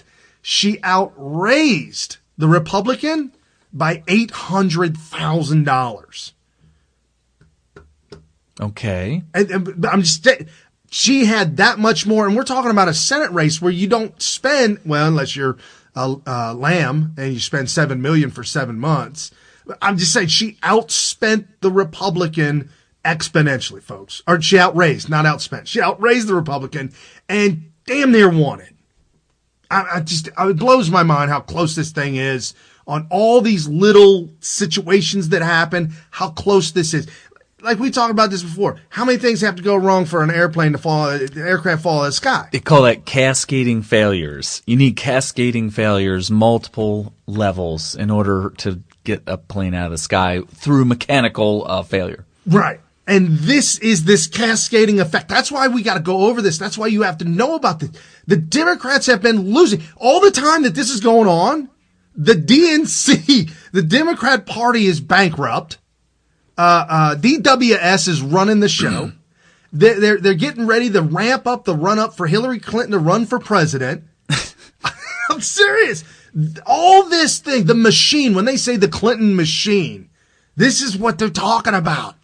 This is the machine in motion. It seems so insurmountable back in the past, back when this was all going on. It seemed like you can't beat the Clinton machine. That was the conventional wisdom, and that's another thing that you got to keep in mind. You don't go against the Clinton machine, right? You have to work with them, which is what people like McCain and Graham and all these cucks that we make fun of here on the show now. But really, the reason they are the way they are and they behave the way they behave is because they were told not to go against the Clinton machine, and they believed it. I mean, you can also not pay taxes. Right. You can do whatever you want. I mean, if you felt like jumping off a building and try to fly, you can do that. You know that a lot of this Clinton machine thing might be the reason why we ended up having Trump run for office. He was paying the Clintons because he was just a businessman. And he was trying to make himself be able to run a business in an extremely corrupt world politically. And so he had to grease the palms, just like from back to school. When you say he paid the Clintons, he did some small donations. Yeah, he did donations, but he had to keep them thinking, don't mess with Trump because he's donating to us. He's on our side. He's a good guy. Is what you have to make the Clintons believe, which is what Trump was doing. So he was probably not happy with that, and he was probably like, "This is so stupid." So Donald Trump announced that he was running for president in June of 2015. Mm-hmm. And that's when we've now found out, and we've got some inside sources that have told us that multiple FBI agents have been spying on Trump since back then. Yeah, absolutely. Multiples. And that right there is people need to go to jail for that. How do you not? They've got to go to jail for that because this is not the way America's supposed to work. The FBI is not supposed to be a criminal enterprise. They shouldn't be spying on political opposition. It's against the Constitution. They shouldn't be performing any duties through the lens of politics. Fourth Amendment. You got hired by the Democrat that was the president at the time, in this case, Obama, because you agree with Obama, you're friends with him or whatever, and you're a Democrat too. You can't. How do they not know that you can't use your newfound position to attack people that are on your political opposite? You can't. It's just, how do they not know that? It's the incompetence of the Obama administration, honestly. Well, I honestly thought that was what it's there for. Right. Like, hey, we have the position. We were duly elected, and they always say we. It's always together. Obama gets elected, all of a sudden, some idiot at the Eric FBI, Eric Holder, some moron like Eric Holder at the FBI is like, hey, we won, and you know what? If you want the weapons that I have at my disposal, you gotta win. Yeah, you gotta win. You gotta win. But I'm gonna make it impossible for you to win. I'm gonna do everything that I can. Right. So I'm gonna get the peoples. Yeah. Because they're all my people now. They're in the FBI and the Justice Department. They're all my people now. Right. They know what to do, how to do. I got the CIA sewed up with the Brennan. I got Loretta Lynch. What's the lesson? Holder. What's the lesson to be learned here? I honestly feel like if you were to learn something about if you run for president, you win, and you want to learn from the past, you want to learn from the Trump administration and the problems that he had, I think you're crazy not having a what do they call it, Bloody Friday or something like that, or when Nixon axed everybody. Yeah, fired everybody. Saturday, Bloody Saturday, or whatever it was. They don't talk. You got to fire everybody. They don't talk about Clinton firing the director of the FBI. You got to fire. I'm not talking about just the director of the FBI. If they have their position because they were hired by your political opponent in the previous administration, I think the precedent now has been set that you can't take any chances. You got to fire each and every single one of them. Period. Right. And Vince Foster died on the same day that he fired the FBI. It was a busy day up there in Capitol Hill. Wow. It was a rough weekend. If you didn't get fired, you got axed. Literally. So, okay, so Jill loses the election in November, and that would have set them off to making multi-millions of dollars. Because they've been politicians, they're deep in the Democrats, they're part of the Clinton machine now. Clinton's working with them. Terry McAuliffe, the governor's working with them. And the whole time, Terry McAuliffe's been under investigation by the FBI for fraudulently moving money around in the Clinton Foundation. I'm surprised that didn't come to light a little bit better when he was running. You would think, right? So, okay, so it's November 2015. Christmas comes, 2015, and January 2016. This is the big run for the candidates, for Iowa's coming up. This is when things are really ramping up. January 2016, everybody's focused on the email scandal. Everybody's focused on Clinton and the Democrats, who's going to win out with Bernie Sanders. They're rigging it. Bernie Sanders is on the dole. He don't care. No. As long as he gets his sports car. I don't know if it was a Lamborghini, but it was definitely like a $250,000 exotic sports car. Anyways, right. There's a picture of him in it. I know you're right. I mean, I was about ready to go down that Bernie Sanders road, but he's a knucklehead. But we digress. Yeah. Okay. So it's January, right? And lo and behold, James Comey announces some new positions and new changes in the FBI. And he says Andrew McCabe will now be second in command. And he's going to run the show for me because I'm only part-time. So James Comey, he spent most of his time in one of his houses far away, in a faraway land where he just worked part-time. And pretty much Andrew McCabe ran the show through 2016 email scandal with Hillary Clinton, in tight with Peter Strzok and Page. And now we find out Peter Strzok knew the judge that signed off on the FISA court warrant, knew him personally.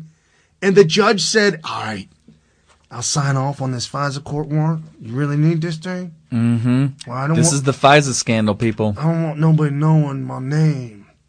I'm having a little get-together, a little party at the crib. You just slip on by and we can have a few drinks and I'll just... This is the judge. This is the judge.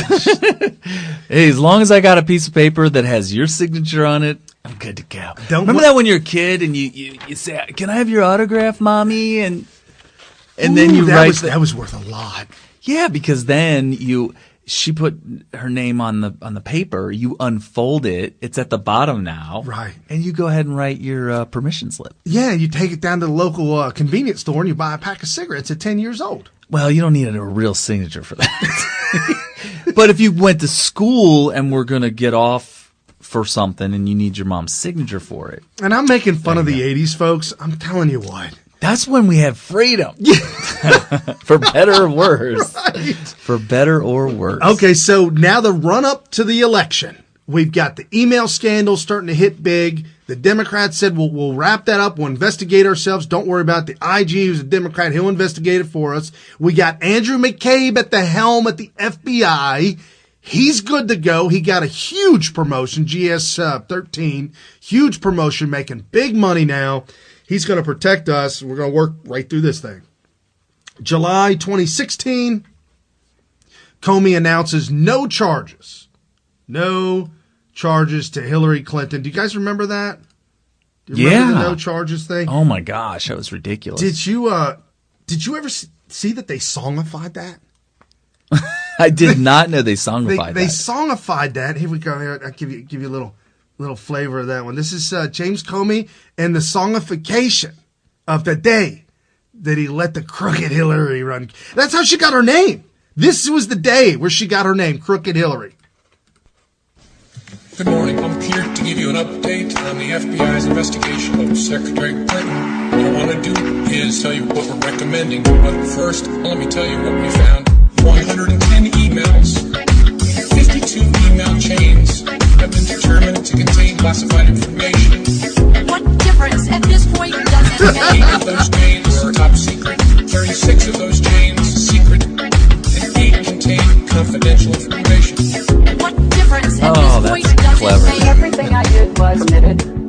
no law, no regulation. Secretary Clinton should have known that an unclassified system was no place for that conversation. I did not email any classified material to anyone on my email. None of these emails should have been on any kind of unclassified system, not even Gmail. Well, first of all, nothing was marked classified. To the contrary, Nothing was marked classified. there is evidence that Nothing was tremendous marked, amount, nothing was marked classified. Now let me tell you what we found. my God. 110 emails. It was not the best choice. 52 email chains. It was a mistake. That was determined to contain classified information. What difference at this point does it 8 make? of those chains were top secret. Wasn't the best choice. 6 of those chains I said it was a mistake. 8 contained confidential information. What difference at this point does it With make? respect to our recommendation, this is going to be an unusual statement in at least a couple of ways. Although there is evidence, our judgment is that no reasonable prosecutor would bring such a case. No reasonable prosecutor. Oh, just laughing. I know. Oh, that's a good one. So she keeps going on and on. I mean, this. Oh my goodness. What difference at this point does it make? Did he say that or did they put that in me? Oh, folks. Determined to contain classified information. What difference at this point does it make? Okay, so I didn't forget about Benghazi, but that was awesome how they slipped that in there because it's part of her whole criminal past. Oh, I mean, that's one of the most iconic sound bites of Clinton ever. I can't think of one single thing that she has said that is more iconic than what difference at this point does it make? And who says it like that anyways? Oh. Anyhow, so you see what's going on. The whole thing, James Comey lets her off. There's no there, lets it go. McCabe is cool. Yep, we didn't find nothing. No there, let it go. October 24th, 2016. So this is coming up very close to the election. 1 month away. Well, not 1 month. A couple weeks away from the election. And in an attempt to tone down the GOP buzz about the email scandal, the Washington Compost proclaims that Andrew McCabe was promoted long after his wife's Senate run campaign ended to the position of FBI director, where he had an oversight role in the FBI's investigation to Clinton used private server during her time as Secretary of State. Okay, so they're trying to say, Washington Compost, nah, man, McCabe couldn't have taken the money, and it wasn't money motivated because he didn't take the position till after his wife. Sounds reasonable, right? However, he was actually promoted to number 2 in command 2 months after his wife's loss, but he was promoted number 3 in command right away. Just this rise to the top. Mm-hmm. He was promoted to number 3 in command the moment right after his wife announced she was going to run. So there's a little bit of play on words there. Yeah. It's like, didn't take the job, but you were there, man. You were there. Oh, come on. So you're telling me, Brian and Carrie, you're telling me that because he was number 3 in command during his wife's run, you tell me that warrant, Hillary really thought he had control as number 3? No, man. The election wasn't being held yet for Hillary. It was for his wife, and they thought she was going to win because they had it sewed up. Because they spent so much money on it. So when she lost, Andrew McCabe had to go to number 2. Interesting. So that's the reason he was promoted. Who does number 2 work for? Apparently, the Clinton. Does he work for James Comey, or does he work for the Hillary Clintons? It's Hillary Clinton's. Who does number 2 work for? That's pretty much, that's what it is, folks. That's wrapped up in a nutshell. Donald Trump is going against the Clinton machine. And this is very dangerous. That's where we get into text messages and the back and forth in the FBI talking about violent attacks against Donald Trump. That's why the name of the show is The Coup Turns Violent, because they are losing exponentially. The wheels have fallen off. The panels are falling off of this aircraft. Little bits and pieces. The windows are starting to crack on this thing, and it's just one after another after another. And Donald Trump is going after the Clinton crime syndicate.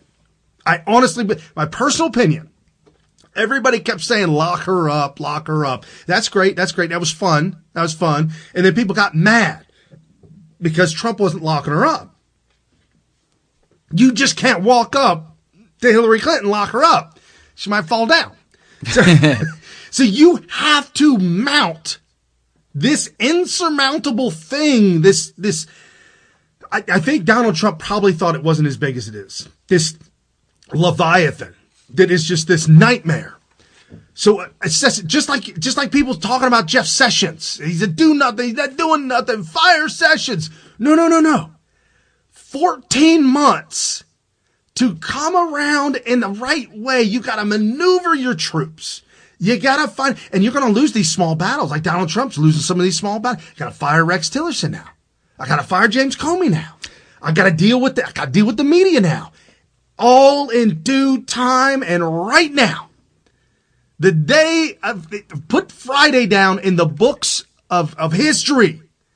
The firing of Andrew McCabe is the first nail in this coffin to kill the deep state.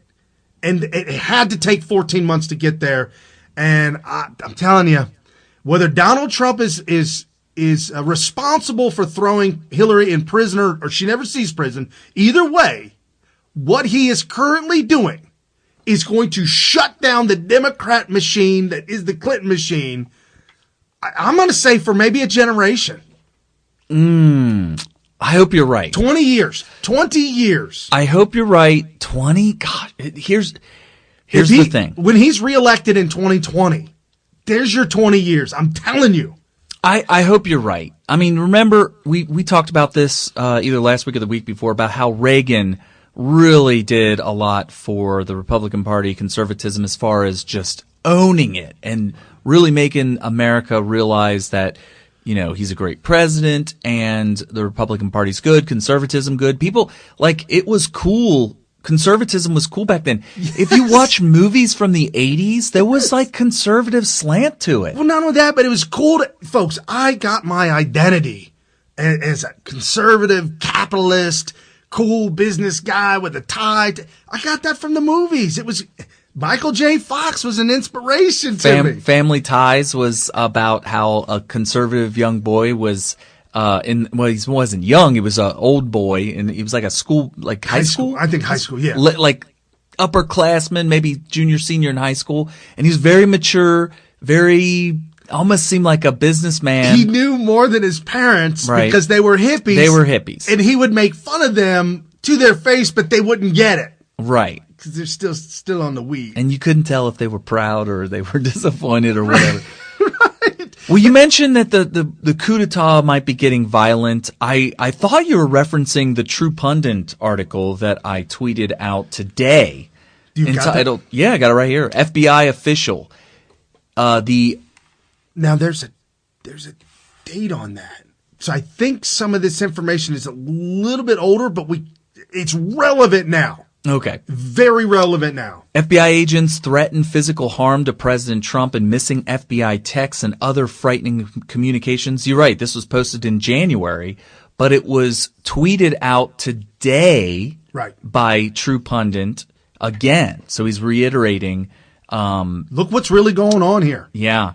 So, and I actually retweeted it saying that this is what a coup d'etat looks like. So a high-ranking FBI official confirms a number of missing 50,000 FBI text messages as well as other text and email messages among FBI brass reportedly discussed initiating physical harm to President Donald Trump. The FBI official urging the U.S. Department of Homeland Security, which oversees the U.S. Secret Service, to launch an investigation of the Justice Department, the FBI, and all text messages missing from otherwise otherwise that threaten the president.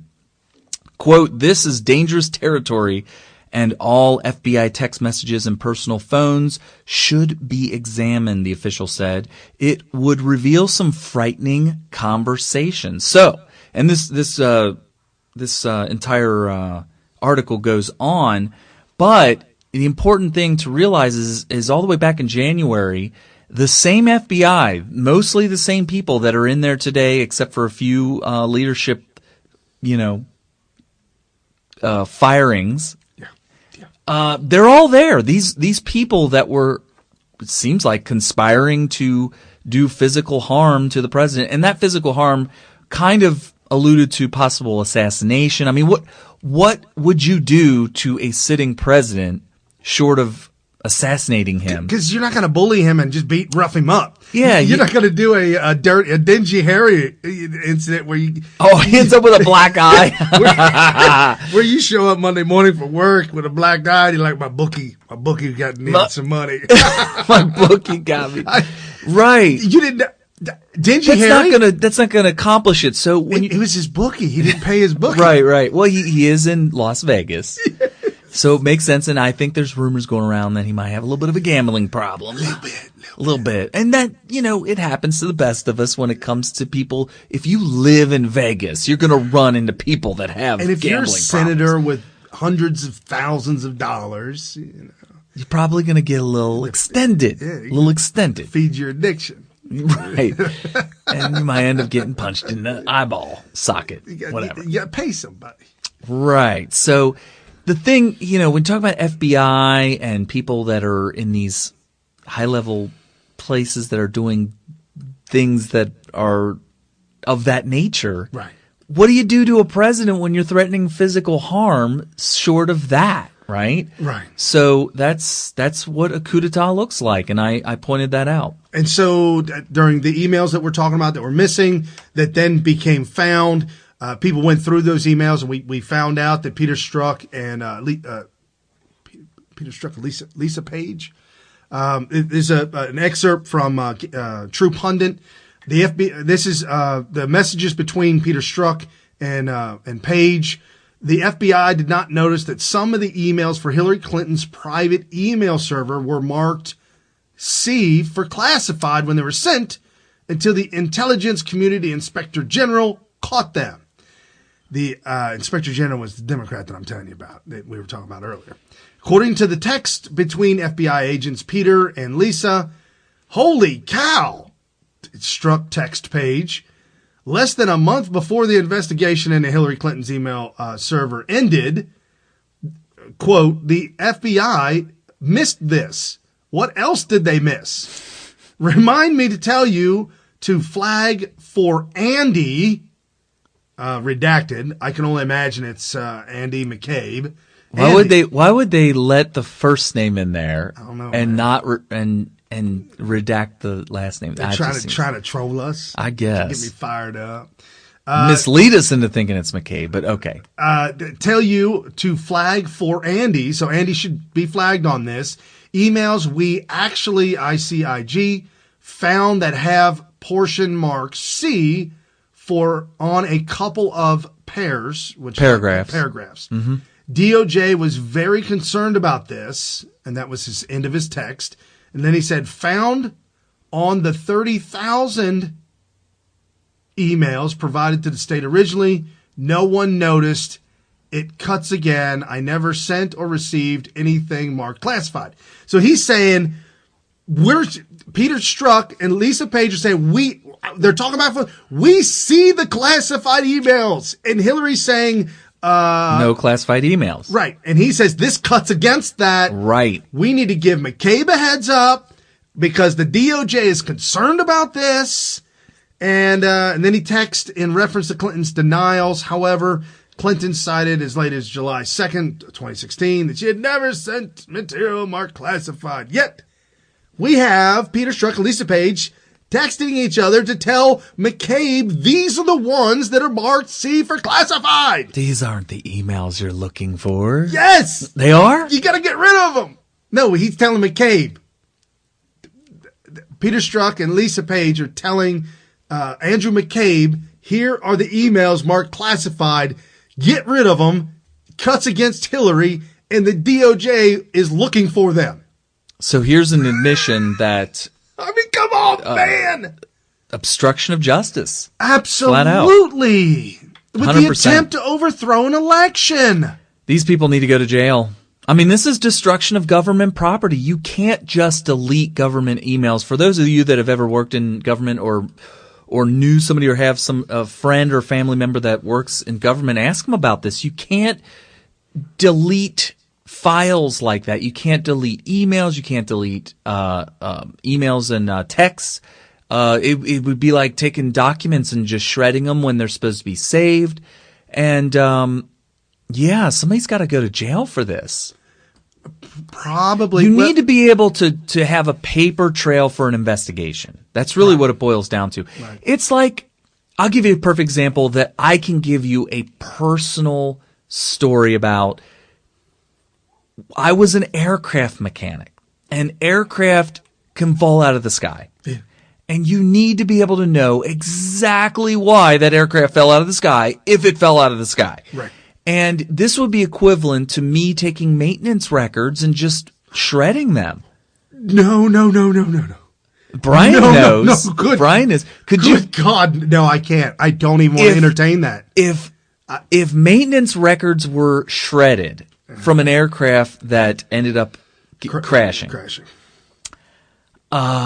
Somebody's going down hard. I know what happened to an airman and a staff sergeant that were accused of and involved in, I'm not sure what kind of aircraft it was, but it did go down and it crashed. The pilot lived, but the plane crashed, and they were after both the staff sergeant and the airman who worked on this aircraft. And I mean, a long, drawn out, and that's what they do to you. The pressure is just unbelievable. I felt it personally. We had a plane crash in our squadron, and it was a plane that I worked on probably a dozen times. And also we did inspections, and if you're the last person who did an inspection that would have caught the reason why that plane went down prior to taking off, you're going to be in big trouble. Right. Like maybe there's missing a intake blade or something something really bad that ends up causing the plane to crash. You're going to be in big trouble. And I felt the panic and fear of possibly, maybe I started inventorying in my brain. Did I look at that aircraft? Did I replace something that I didn't do right? Am I going to go to jail for this? So I know, I felt it. Staff sergeant committed suicide before the court case, and since they got so he knew that he was at fault. I think it was the pressure. You talk about that. I think it was the pressure. I felt good in the Air Force. The political pressure of political correctness at all costs. If you are not on the end of the end, you're saying like inner circle type right stuff. Yeah, that's not you. You're in big trouble. I'm flat out. There's no question about it. And I don't know if the staff sergeant was guilty or not. We'll never know. Committed suicide. The Air Force dropped the case. I would take my chances. They dropped the case because they He must have known something that would have definitely been the cause of bringing that aircraft down, because we didn't know. But even though I had that feeling of possible panic of maybe possibly, I actually felt pretty comfortable. I felt pretty good when I stopped and thought about all the things that I could have possibly done to that aircraft that would have been done correctly. So I was like, you know what? My conscience is clear. I'm okay. Sure enough, after the investigation found out that somebody at the next level up assembled repaired or fixed the engine improperly to put a wrong part in the engine and caused a fire that could not be extinguished, bring down the aircraft. And that guy, we heard, ended up going to jail for that. Sure. Not the person that installed it, but the person whose job was to inspect it. Yep. He was supposed to look and see, whoa, this is the wrong spacer you put in there.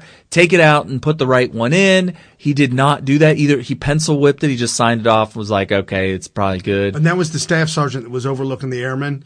The staff sergeant was there to double check, verify his work. Right. Mm-hmm.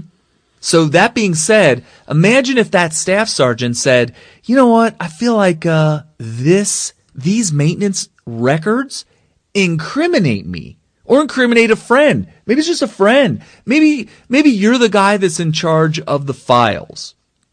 And a good friend of yours, or somebody that you owe a big favor to, was going to go down based on the information in the maintenance records.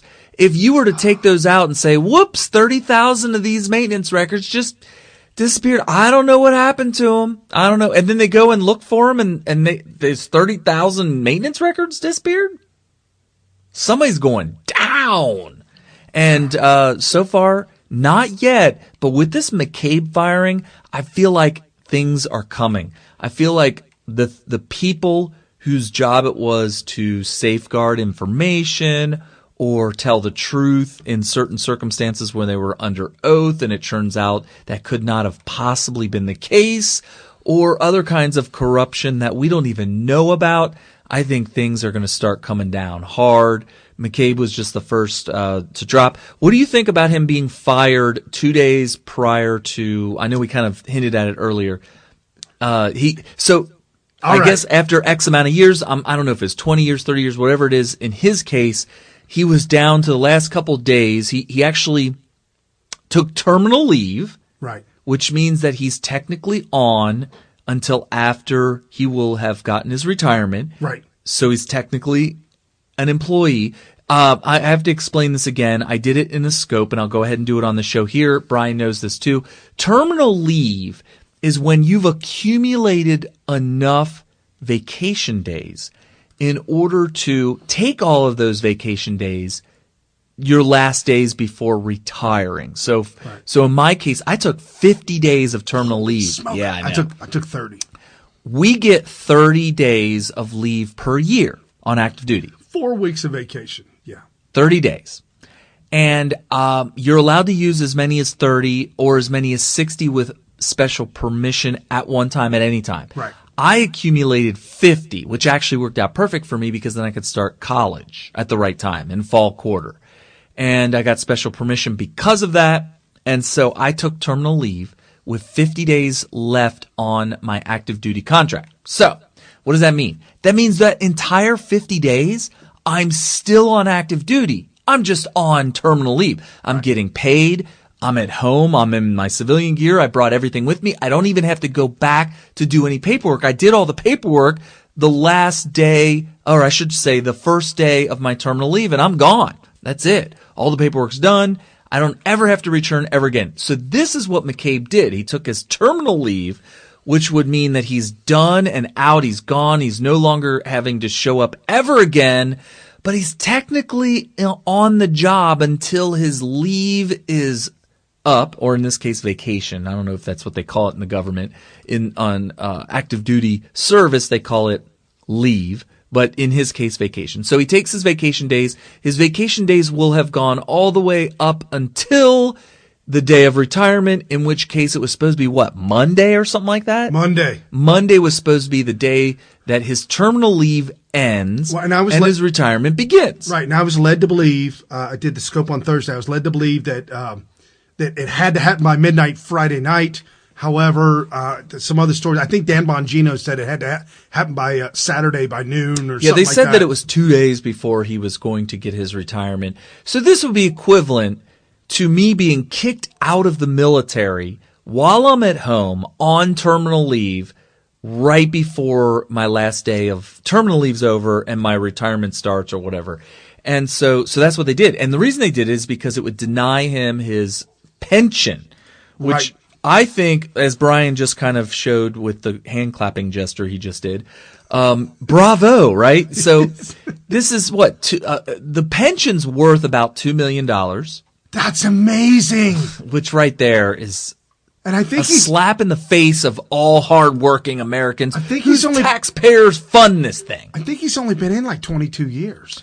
Right. Well, in the government, any government job, you can retire after 20. Right, and you can roll over. Like my brother, he was in the Air Force, and now he works for the government. Oh, his military service counts as 10-year. Wow. Okay, yeah. So he only has to do 16 years then. Correct. If he's already done his. I think it's great that they made sure that they fired him prior to his retirement starting, especially if it's.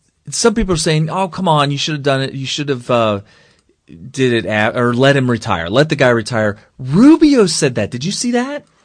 Yikes! Yeah, Rubio said I wouldn't have handled it that way. I'm going to look it up for you real quick. McCabe. Which is just sad. Here we go. Rubio, FBI's McCabe should have been allowed to retire. Rubio, my God.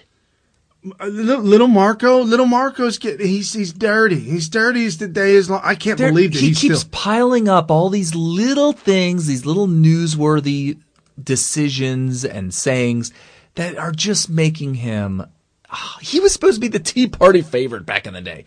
So I'll read a little bit of this. Rubio says FBI's Andrew McCabe should have been allowed to retire. Senator Rubio says he doesn't agree with how the Trump administration handled Andrew McCabe's firing.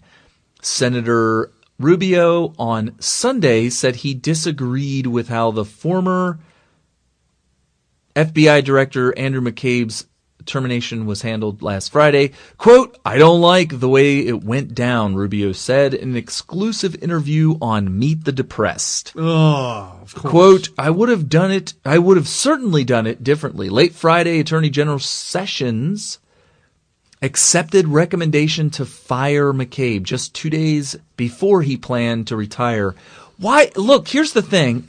Here's my opinion on it. If you're going to fire somebody because of things that are really dishonorable. Andrew McCabe, we just went through the list. If it's criminal or if it's defrauding the public. He may be facing criminal charges. Right. Yeah. I mean, it's indictments. Criminal. It's criminal. What he was doing was criminal. And they said inappropriate, but come on, he's the FBI director and he's blabbing to the press. He's leaking. He serves at the pleasure of the president. I believe it would be illegal to do what he was doing. Well, you see what the president's gotten rid of other people. I forgot about the Reince Priebus thing. Yeah. Reince Priebus. Remember how he got fired for leaking? Mm-hmm. And they're saying that even Bannon may have been fired for those reasons. Reince Priebus didn't leak. He got trapped. Okay. McCabe went up to him and said, hey, man, what's going on? It was McCabe? He said, hey, man, what's going on? Okay. And they got to chit-chatting and talking over a drink. And McCabe told Reince Priebus, said, yeah, this Russia thing is nothing, man. We ain't got nothing there. Reince Priebus says, for real? Is that for real? That sounds like him too, actually, too. And McCabe's like, yeah, come on, man, that's for real. So Priebus then takes it one step further and says, well, can you come out with a statement saying that? And McCabe's like, well, let me go on and ask my boss. I'm on second in command.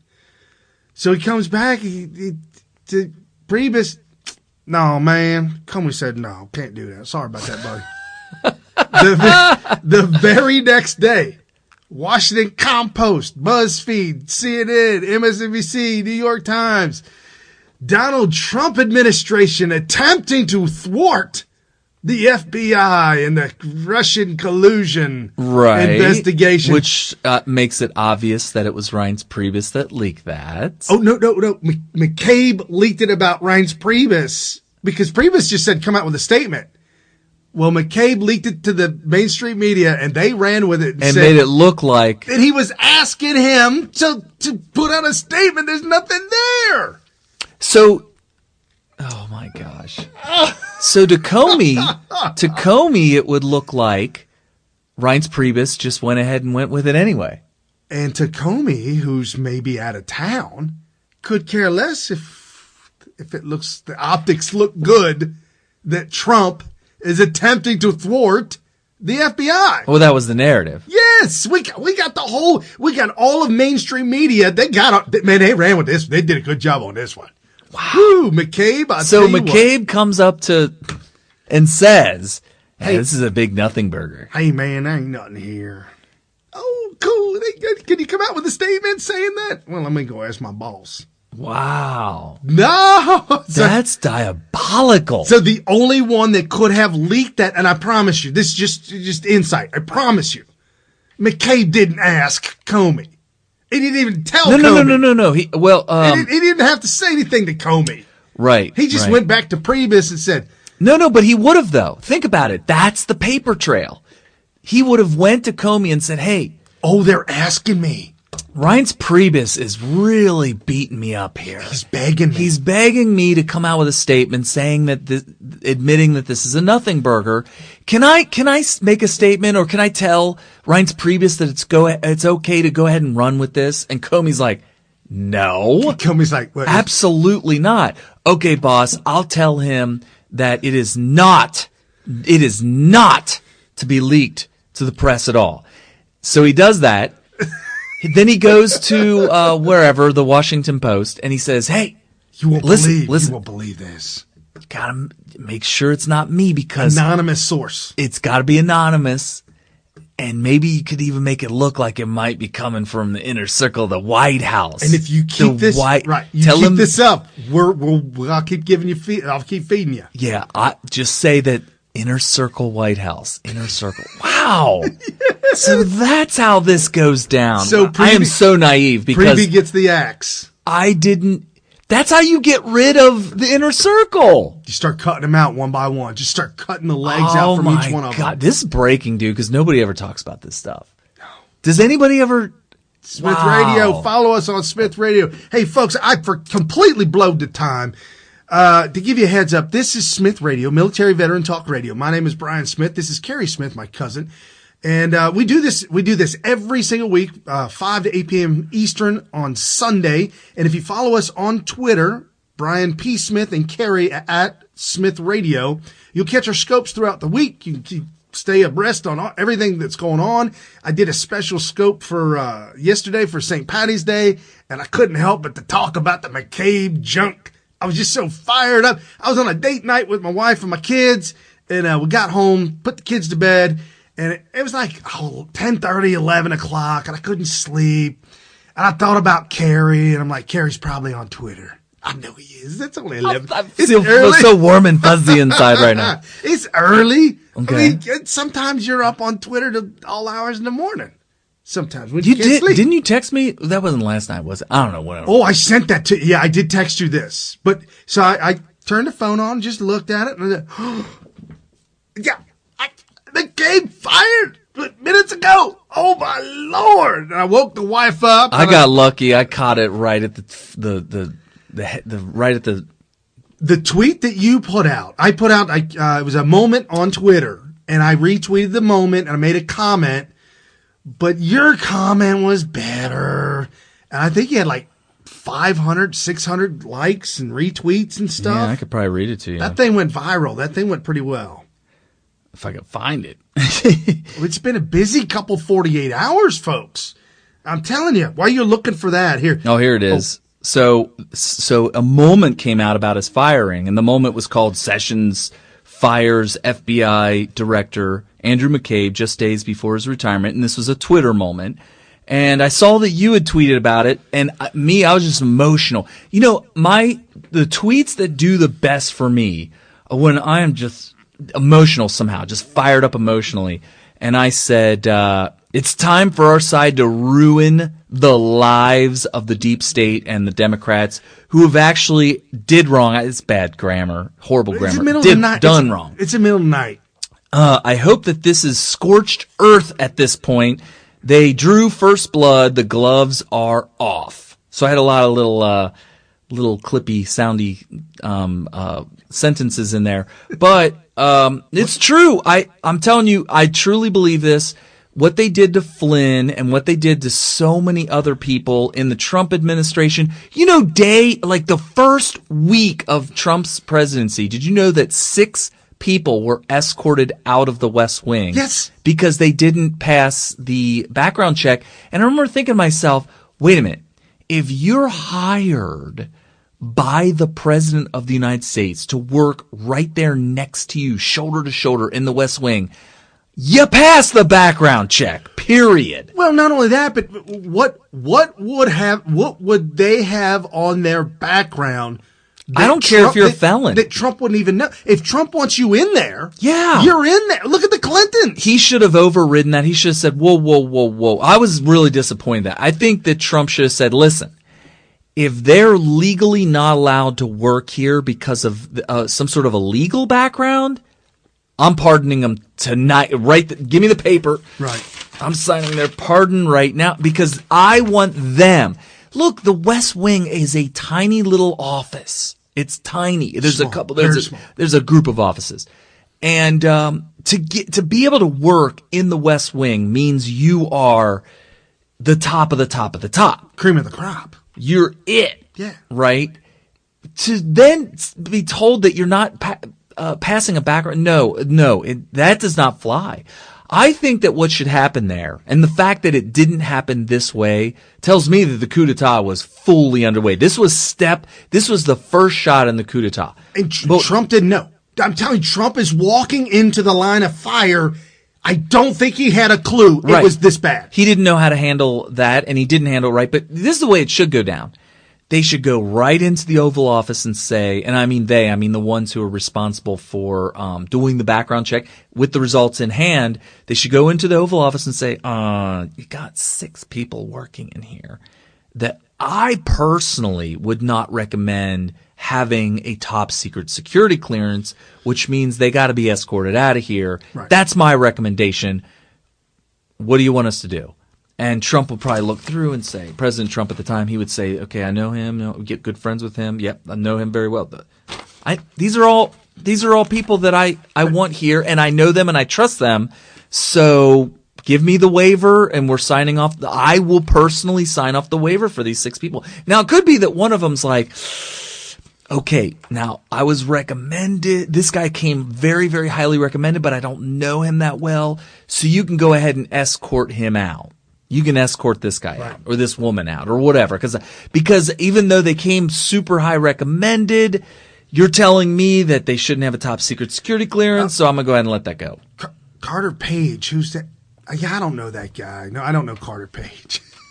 Yikes. Well, that wasn't a exit stage left.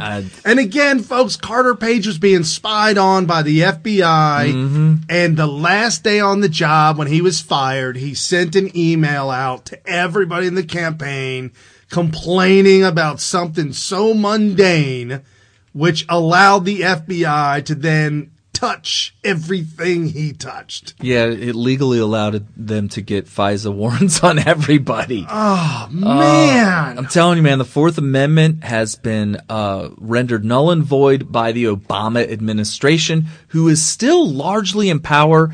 You know, we're a year into this presidency, and we're just starting to see the beginning stages of a Trump administration finally wrestling power away from the Obama administration. Right. That's really what this boils down to. And so, and not only that, but this whole thing with General Flynn, Donald Trump didn't understand at the time. I was newly in, didn't understand, wanted the optics. Does Pence have some responsibility in this? Because I think so. He was the one that said, damn it. It's either, I truly believe this. I'm speculating here, but based on everything that I've seen, it sounded to me like Pence went into the office with Trump and said, it's either him or me. And Trump realized this is going to be an absolute political nightmare if I have to replace the VP. Oh, it's going to look horrible. Remember I said to you, the VP can't quit. Why not? And you're like, why can't he? Why not? Why would he? I never thought about that. Why couldn't he just say, I resign? It's effective immediately. Dude, that would be a nightmare. And there have been presidents in the past, they exist, that ran their second term with a different VP. It has happened. Yes. It has happened. So I don't have any off the top of my head, but it absolutely has happened. And at one point in time, the losing party would pick the VP. At one point in time, the runner-up was VP, which is probably, I think somebody realized at an early stage. We got a mess on our hands. Oh, because I'm going to tell you right now, if Hillary Clinton was the vice president, Donald Trump would be gone on the first day. And I don't even want to describe to you what that means. Yeah. He would be gone day one. Broken weapons. He wouldn't survive 4 years. No way. Not at all. So General Flynn, with this revelation, the firing of McCabe, all the dirty deeds done dirt cheap, I believe that Mike Pence fell victim to the deep state, fell victim to McCabe attempting to undercut General Flynn and trap General Flynn. And in a sense, the FBI actually said, it's documented, they said, I don't think General Flynn lied. I don't think he did. I really don't think there's anything there. But they got Pence to fold on it, and if we're going with your story that Pence said it's me or Flynn, I think he gave an ultimatum because Flynn was the type of person. He was one of those insiders that Trump would have done everything to avoid getting fired. And he's one of the best. He's such a great guy. I really wish they'd bring him back. Well, and I will tell you this, there is a 100% chance that whatever happens to Flynn, legally, that he will be completely commuted and pardoned 100% by Trump. Not sure when that will happen. It might not be until the last day of his presidency. I don't know. Doesn't matter. But the problem is that the damage has long since been done. I heard that he had to foreclose on his house, and it's just, if you think about this too, the FBI came to Flynn, they put him under indictment, and then they went to his son. Yeah. His son just got married, having a baby in his 20s, late 20s, and they're going to go and put an indictment on his son? How do you not just say, whoa, this is out of control? Take me down. What do you want me to do? Just leave my son alone. What does it take to make this go away? What do we got to do? And if you don't believe, you never, Trumpers or whoever you all out there, I see you on my scopes, you're angry saying that General Flynn's a dirty dog, bastard, go to hell. He's a good guy. You're wrong. You're wrong. He follows Smith Radio. He's got to have some kind of great common sense. I mean, look at that. Smith Radio. There's an entire article here with a whole bunch of presidents who had more than one vice president or switched vice presidents. So, oh, wow. So, yeah, you could actually search that on Google. Real quick, to wrap the whole McCabe thing up, go check out Jill McCabe's profile on Twitter. We'll have to check that out. At DR for doctor, at Dr. Jill McCabe, at DR Jill McCabe. She only has 880 followers. Well, I mean, I'm not trying to make fun of her. It's just that you think somebody that is has people around her who are world famous at this point. Her husband is the biggest news item. It's just kind of interesting. Yeah, check out her last tweet. Should we read it? Oh, if you want to, go ahead. I am disappointed with the outcome tonight. And that's November of 2015? November 3rd of 2015 was her last tweet. That's the day of day after the election. So she only had a Twitter account for her political career. That was it. Which, doesn't surprise me. I'm going to be honest with you. Twitter is the platform of journalists and politicians. I mean, famous people get on it like your Hollywood people, and they make use of it. And I will tell you, real James Woods. I mean, that's phenomenal. Yeah, but he uses it for politics. He's famous and political. Oh, right. Yeah. I will. One thing I can remember this about Twitter is that it was the first time I've ever been on any platform of any kind where access to actual famous people, where you might even possibly even be able to get a conversation with them, was actually a real possibility. So that's one thing that I thought was very interesting about Twitter. And it took me forever to realize that was the case.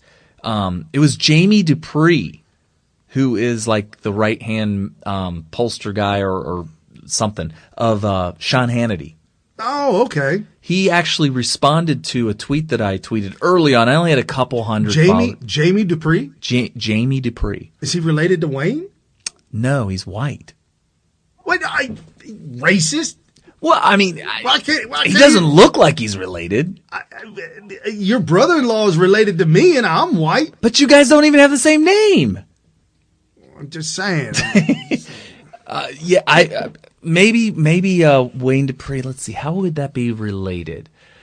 That would require either Jamie Dupree to have some black ancestor, or Wayne Dupree to have some white. Somebody adopted somebody. Oh, maybe adopted. Okay, I don't know. All right, you're right. Anyway, so if you guys are looking, they're clearly related. If you're looking at this picture, Dupree's a common last name.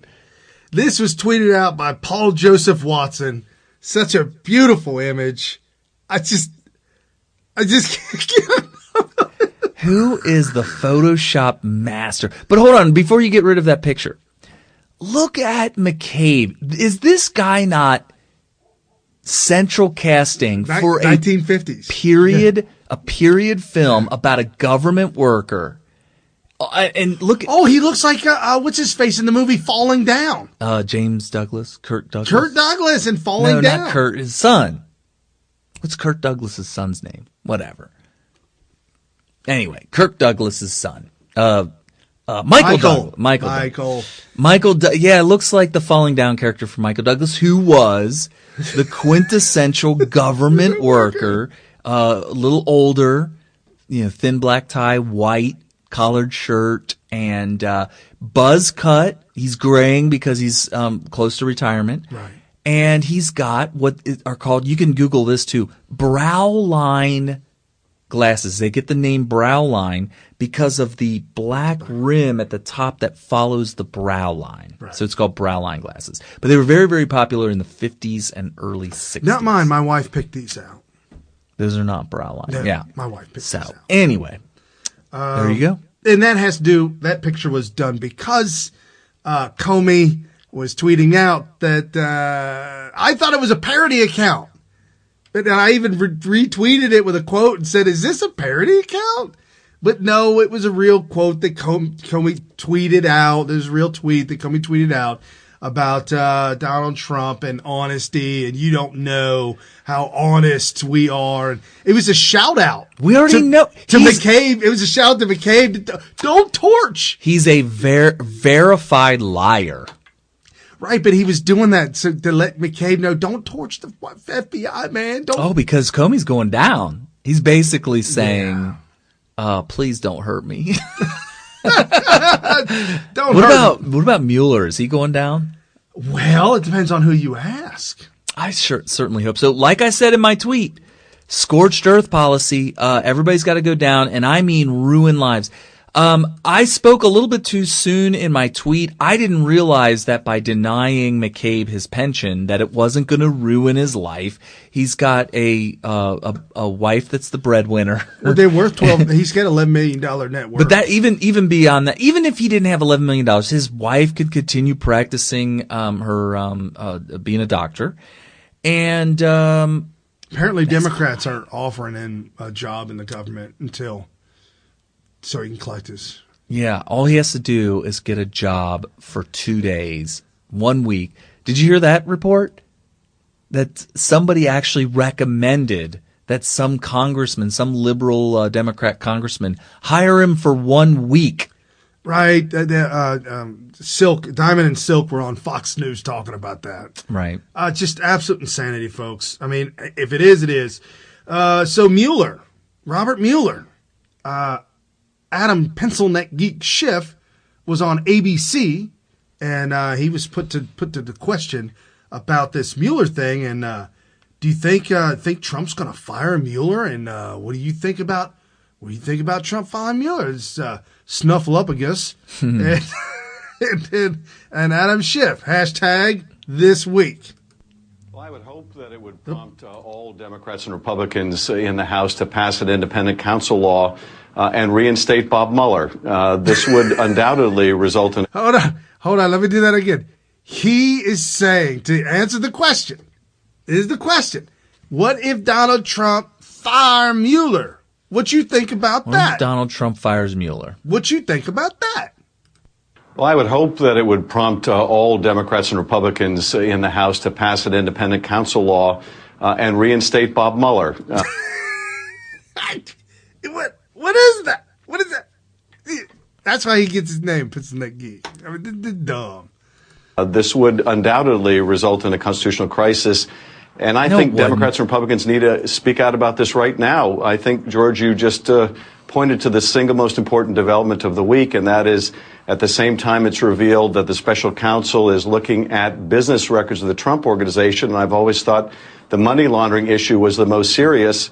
You have the president, through his lawyer, trying to shut down the Mueller investigation and speaking out against special counsel. Members need to speak out now. Don't wait for the crisis. But I would hope that that would be the result, that we would affirm our system of checks and balances and appoint an independent counsel.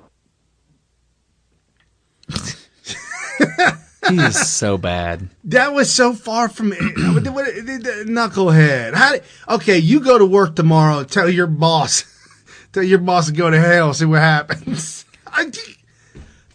Let me tell you the first time I ever heard of Schiff in my life. It was way back during that first debacle. Messes. He did the opening statement in one of those hearings during the Comey. The hearing, yeah. Comey hearings, yeah. And he went on and on and on. Russia investigation hearings. Right. Yeah, Russia he did one of the opening statements, and he went on and on and on about how this all was real. Yes! And I was like, who is this? The whole time I'm listening to this through my headphones, so I couldn't see who it was. They weren't introduced because I had just caught it at the beginning, but after he was, before they said his name. And I'm listening to this and like blood is shooting out of my eyes and my ears and wherever. Smoke coming out of me. I was so angry listening to this guy. He was a total liar. You got it. It's 17-minute open. Director Comey. We don't do 17 minutes, but. Of course, today as the committee holds its first open hearing into the interference campaign waged against our 2016 presidential election. Last summer, at the height of a bitterly contested. Okay, so he goes into laying out the Democrat narrative of what real. He's not asking questions. He did the opening statement where he basically explained what happened, and it was a story, a total fiction. Complete fiction. Because remember, it was a Russian dossier fiction. He could have gotten this story from Christopher Steele. You're not allowed to lie to Congress, but Congress in session, they are allowed to lie to you all day long. They don't put their hand on the Bible and swear to tell the truth. They will lie. It's different than court. In court, the judge just hears all the sides and then that's it.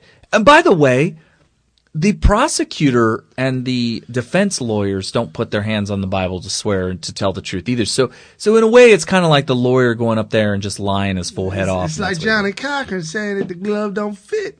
You got to acquit. Got to do the Chewbacca defense. So anyway. Chewbacca was an 8-foot-tall Wookiee living on planet Endor with 4-foot Ewok.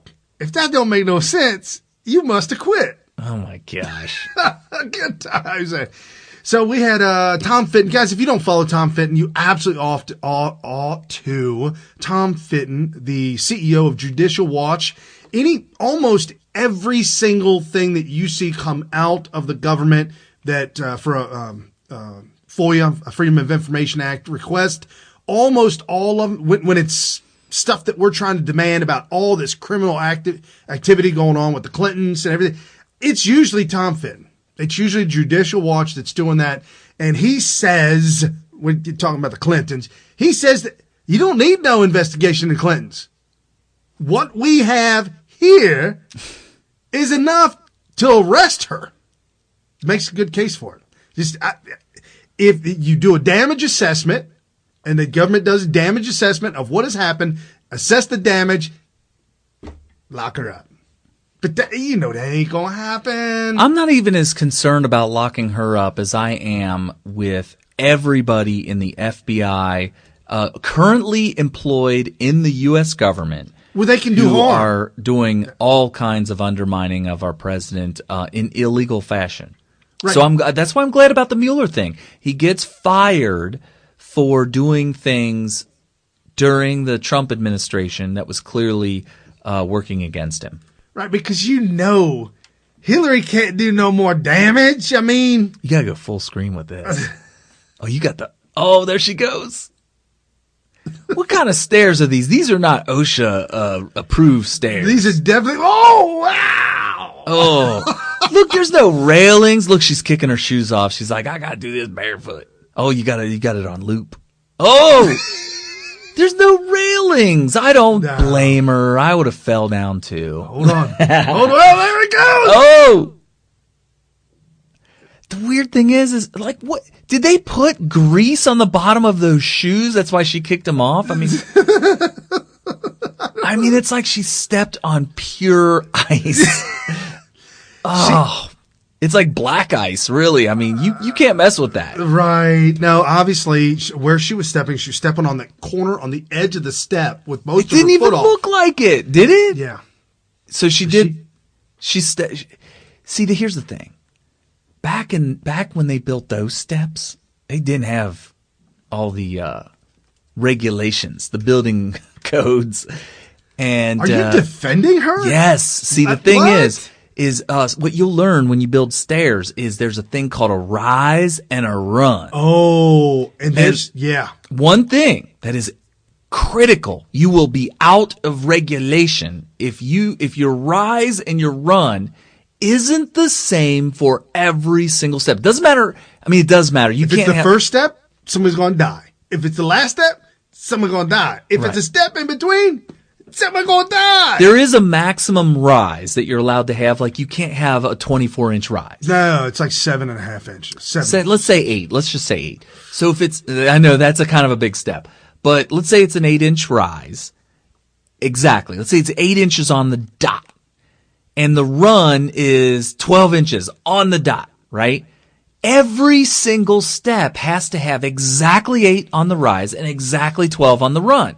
It can't be 8, 12, 8, 12, 8, 12, 14. They can't do that. Can't do that. Or you're not even allowed to do this. 8, 12, 8, 12, 8, 12, 6. No. You can't. Now that would be less severe, and in fact, I would argue that you would be less likely to get hurt in that situation, but it's not allowed. Clearly, you could see the rises and the runs on that are all over the place. And if you make if you go up some steps and you're like, wow, I'm really out of breath. If you make the steps like they do at this local park here. Park? The government park. Is that where she was? Next to the police station. No, I thought you were talking about where she was at. The rise is like 4 inches. Which is hardly anything. And the run is like 2 feet. Yeah. And so every step, you've got to take another step and a half and a step and a half. Right. Why y'all do that?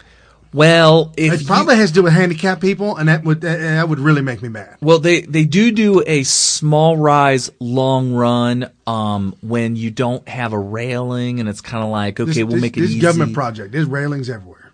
Oh, okay. But if it's or it could just not be very steep, and you just don't want it to be very. Right. So this tweeted out by a friend of ours, The Last Refuge 2 at The Last Refuge 2 on Twitter. His name is Sundance. That's probably not his real name, but that's everybody. If you read the Conservative Treehouse, there's an author on there who writes a lot of articles, and his name is Sundance. His handle is at Last Refuge _ is that what it is? No, just Last Refuge 2. Last Refuge 2. Okay, gotcha. And he tweeted this out right attached to the Hillary Clinton I'm falling and can't get up video. 2012, November, Hillary Clinton had a stroke. The medical event was covered up by a story of a cold. Do you guys remember that? Where she had the flu. Right. That resulted in a slip and fall, which resulted in a concussion. Hence the glasses. Y'all remember the glasses? Oh, do you have a picture of that? lines in the glasses? I feel like you need that picture. Did you find one where it looked like ridiculous? Somebody photoshopped it. Do you remember that? I do. Huge black rim glasses. I mean, the rims on these things were like an inch thick. They were so huge. You got it? They were pretty wretched. What were these? No. It's the one that was photoshopped or something. It made her look like she had like 20 eyes. Those look like the real ones, but I thought there was a funny photoshopped one you found. You got to scroll down further. You don't want them to see the real ones? No. Oh, here we go. Did you find them? Here we go. That might be real, actually. If that is, that's unbelievable. All right, make that full screen, dude. We'll do this one. Oh, no, we'll do. There we go. You can't make the picture full screen? Yeah, it is right here. No. Oh, the single. The no, picture. I'd have to download it. Google does not allow you to do. And if I double click, it'll take me to the website. So this is what you're seeing. This is Hillary Clinton's concussion. And those are the special lined glasses to keep her eyes from going out of whack. It helps to keep her straight. If you look at the blowed up part that they have in the circle, right here, it looks like there's like multiple lenses sandwiched together. And when you look through the edge there, you could see what looks like some visual distortion. This here with the blue glasses, you guys remember that with the blue glasses? You can actually click on that, yeah. Yeah, that is not Hillary Clinton. That's somebody that was a stand-in. What? Yeah, look, no, she had a stand-in. But that was right. That was 9/11. Yeah. When she was supposed to be at 9/11 doing a ceremony, and Donald Trump was there. She fell out. She fell out. She came out a couple hours later. No, that's because they had her hopped up on PCP. She came out a couple hours later and said, "Hey, everybody." Although I will tell you this, those are the exact same glasses that Bernie wore. See, look, that's Bernie, not right? Hillary. Weekend at Bernie's, not Bernie Sanders. Those are the Weekend at Bernie's glasses. Oh, did he really use those? Yeah, search Weekend at, no, not Bernie Sanders. Weekend at Bernie's. You're talking about those glasses. Those are the ones. Okay. No, I don't know if those were the ones, but well, anyway, so we got Hillary Clinton and her concussion, and after the concussion, let me get back to the notes here, folks. That resulted in a slip and fall, which resulted in a concussion. Since the initial event, the first stroke, Hillary Clinton has no lower field of vision. None. She cannot see lower field of vision. You can't, like, you don't have to look at the steps to know they're there. You can see it with your, not your peripheral, but your lower. Mm-hmm. She has none. But she could look, she could physically angle her head down. That's probably how she negotiates most steps. In this case, she's going down the steps and doesn't have that ability. Like, she would literally have to, if you look at me, folks, look, she would have to be down. Look at. So it's kind of like only being able to see from the horizon up. Right. That would make it very difficult to see down. Not only that, I mean, she's a woman, so she has something in her way up here on her chest. You know? I'm just saying. Usually when they say that you can't even see your own shoes, that's an insult. Well, I mean, I don't think she's saying much of anything. Okay. Anyways, so that was the whole slip and fall. She was in India blasting America, blasting white men, blasting women, blasting everybody.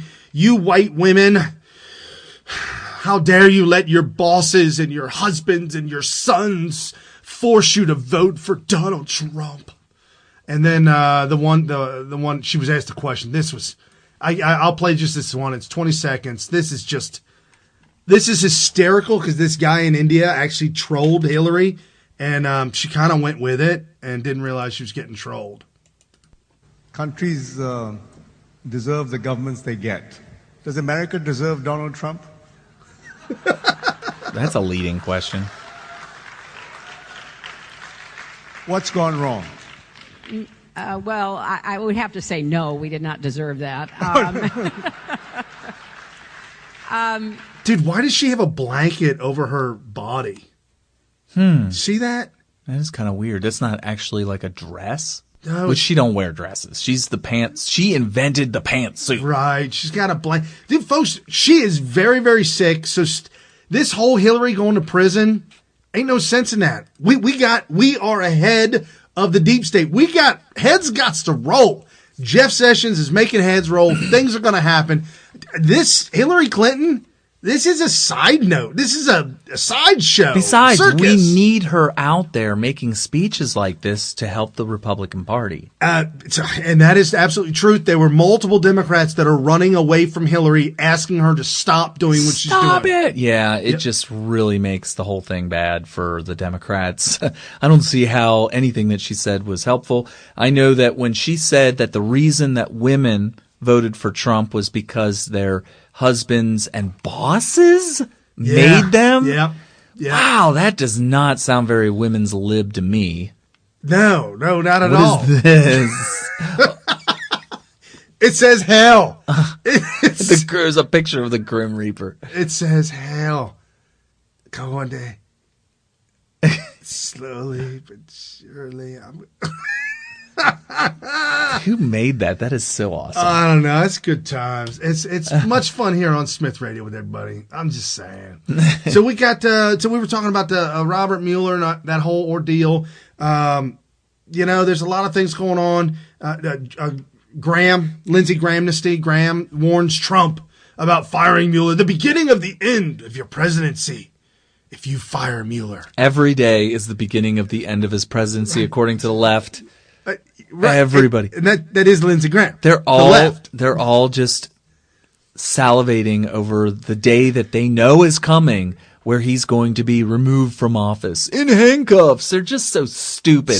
All you guys out there that are listening to me right now that are Democrats or anti-Trump, you guys are pathetic. You've lost. Yes. You're not going to win this. You're not even close. There is a better chance of you walking outside and getting struck by lightning in the next 5 minutes than for Trump to ever be removed in the way that you think that he's going to be removed. Right. There has to be some sort of completely new, completely unexpected thing to come out, to be revealed that nobody's thinking of, that nobody's anticipating, that nobody knows of. I mean, what are the odds of that happening? Right. So the guy's 70. He's been around forever. And if we would have known by now if something like that existed. 71. Trump? Is he 71 now? 71. Gosh, time's flying. His birthday's just a couple days. I remember when he was 69, dudes. His birthday's a week before mine. We're Geminis. We roll like that. Okay. Yeah. All right. I'll take your word for it. So, did you hear the breaking news this week?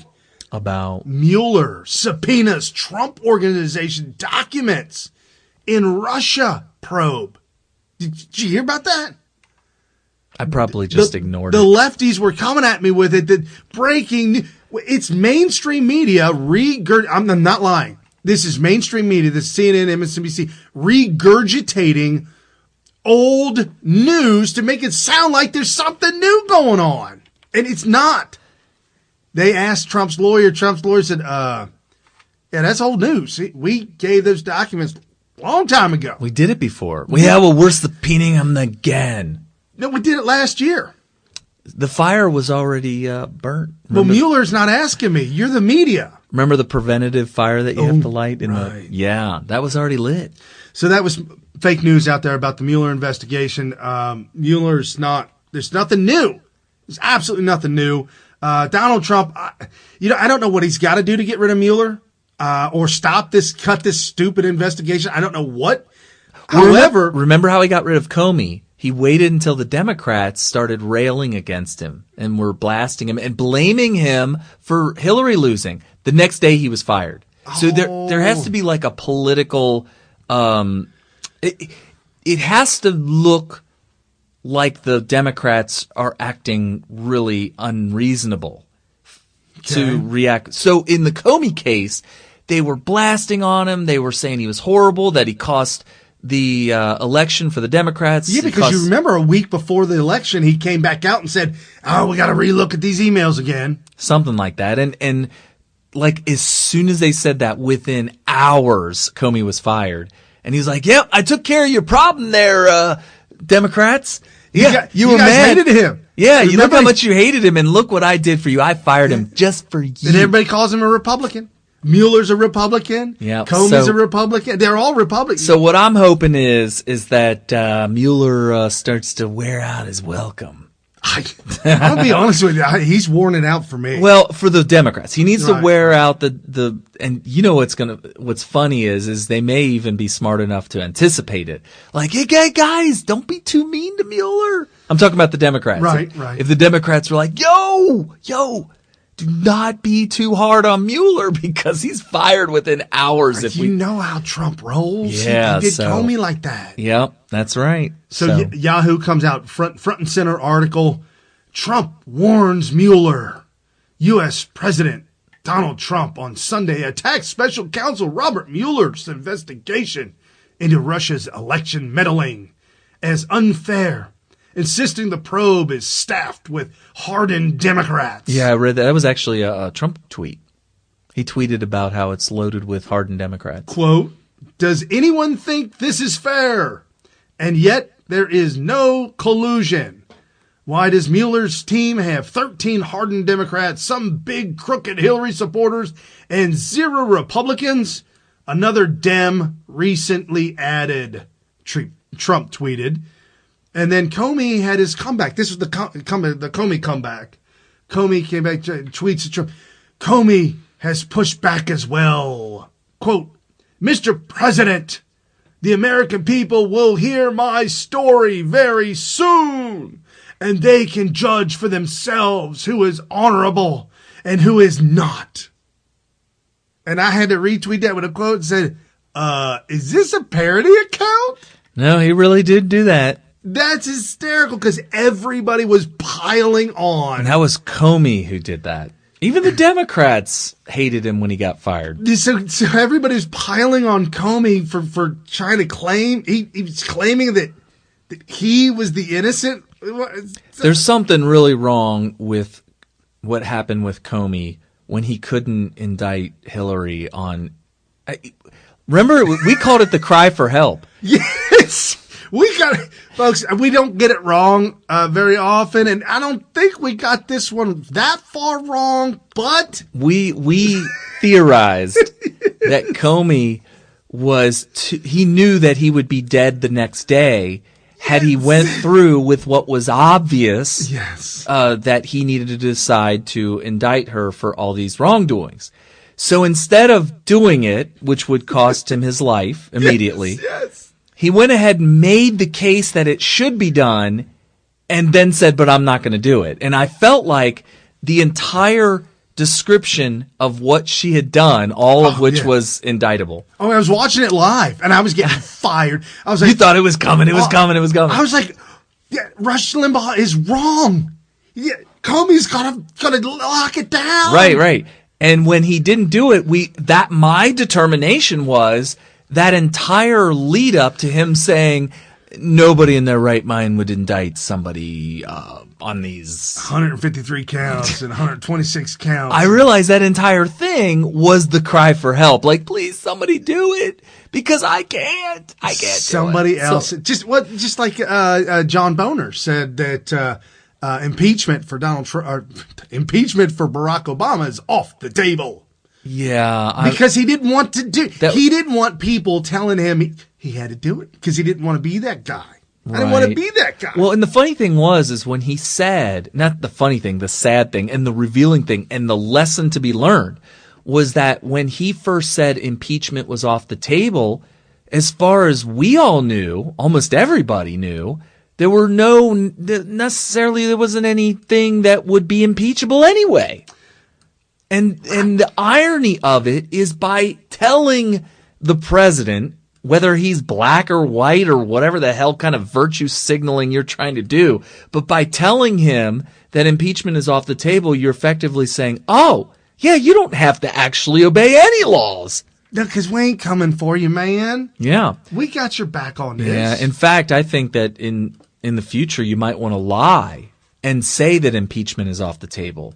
Just to entrap their asses. Because you really got impeachment on the table. Yes. Entrap them, make them break the law because you told them impeachment was off the table like Obama did. Right. And then say, just kidding. Get your ass in court.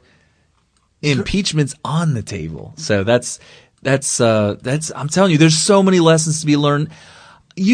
I know history repeats itself, and I know that there's a lot of instances that I've just recently learned that I'm just old enough to know what I've experienced in my life and what I've observed in my life. But if you go back to instances in the news from before I was born, it makes you say, oh my gosh, this stuff has been going on forever. It keeps repeating itself over and over and over again.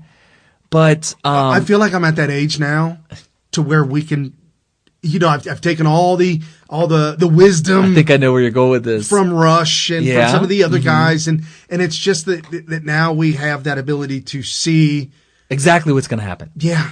And this is like when it happened last time. Right. And when Rush says, I know these people, I can see it before it happens. Yeah. Right, but here's my but. This is why I've said all this. I feel like these past 10, 15 years, there's more opportunity to learn and become wiser with mistakes made than I think ever in the last 100 years maybe, when it comes to this. Yeah. Obviously, we had a lot of things happen in the past 100 years.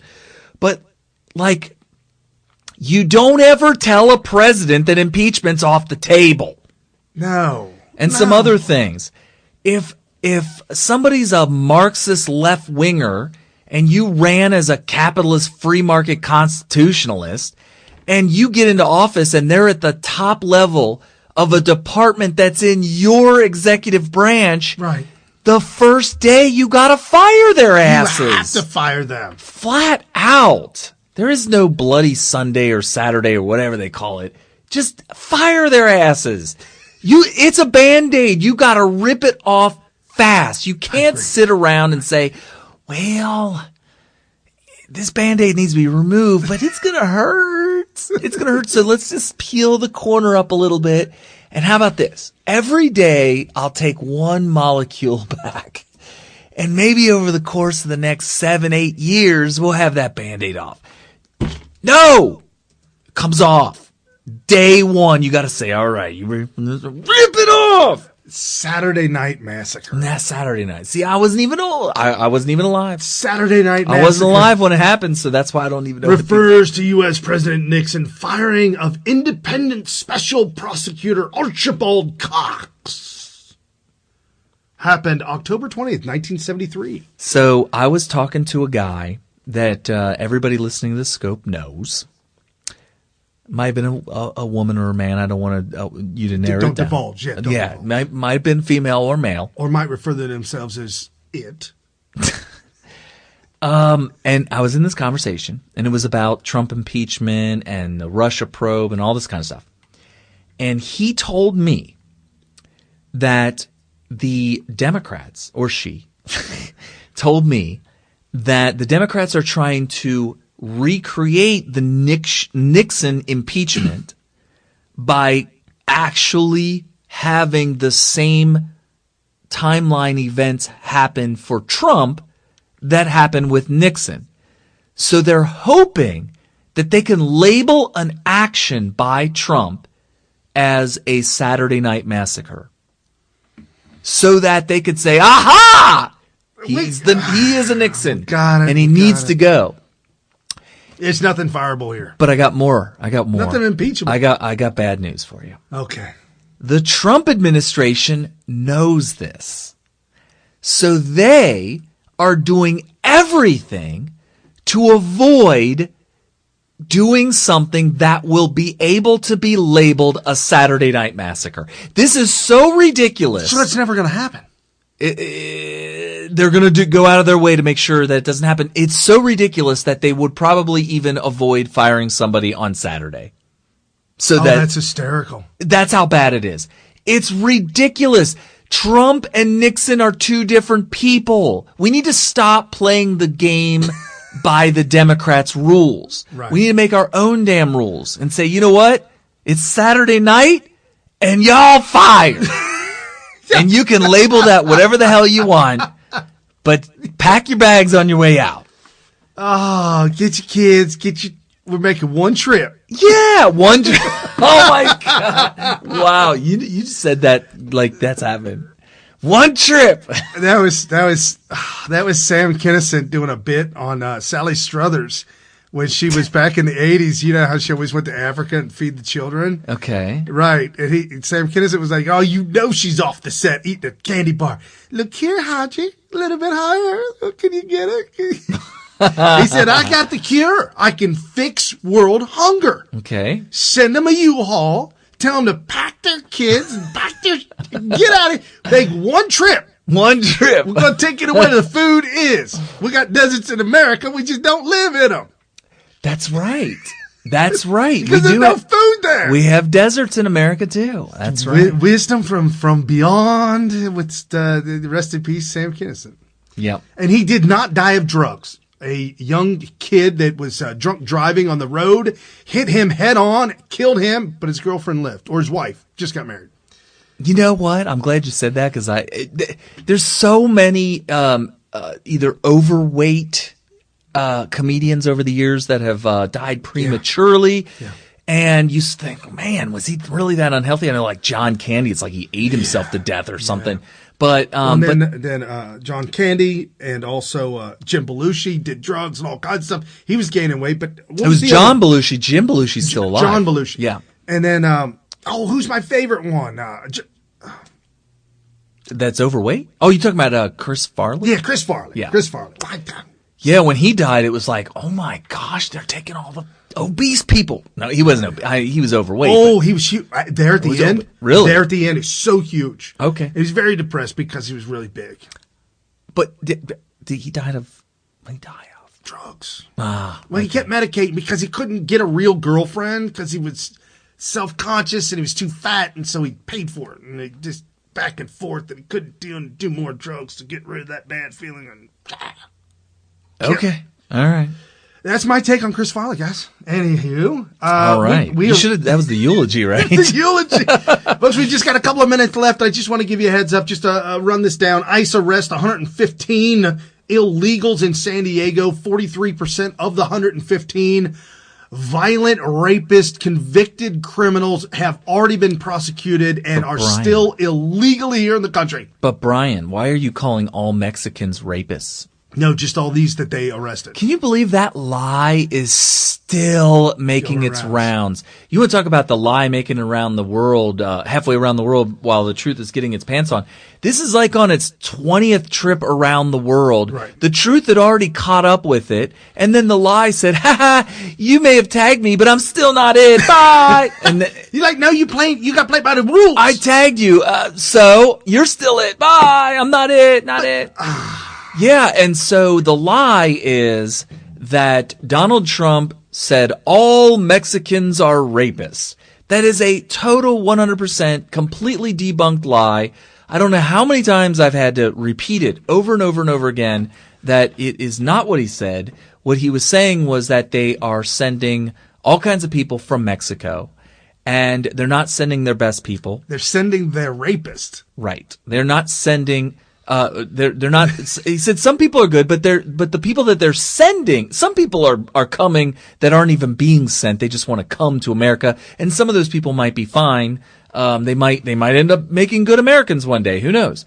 But Mexico is trying to send their worst people in addition to the people that are coming over voluntarily. Because they don't want them, right? And he said, if you know proper English. There are 3 different versions of the word there.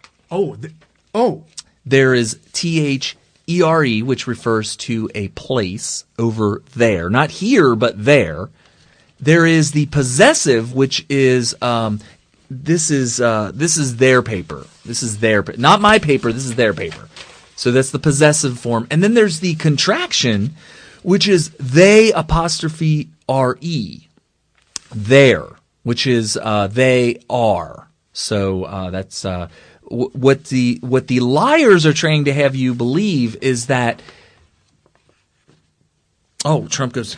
I can read that real quick. Yes, what their liars are trying to say is that Trump said that Mexicans are rapists. So they say they're rapists. They are rapists is what they're trying to say that Trump said. But that's not what he said. That's not even the word. That's not even the version of there that he used. He used the word THEIR when he said that Mexico is sending their rapists. California judge appointed by the Clintons has just now barred Los Angeles from enforcing gang restrictions. Oh, my goodness. You want to hear about the wall? Do the wall. All right. So Trump goes to California this week. And he's in his element there. He's got the hard hat on. He's looking at construction projects. That's what he does. Right. This is his bread and butter. The contractor buys 15 miles of land to build the first 15 in the most rugged area to prove they are the best. $10.7 million or billion dollars. Yes, yeah, so the one guy that they interviewed, and he's probably not going to get the contract because it's a solid wall. But his company bought 15 miles of land out in California to show 15 miles has been built. Okay. Just for free.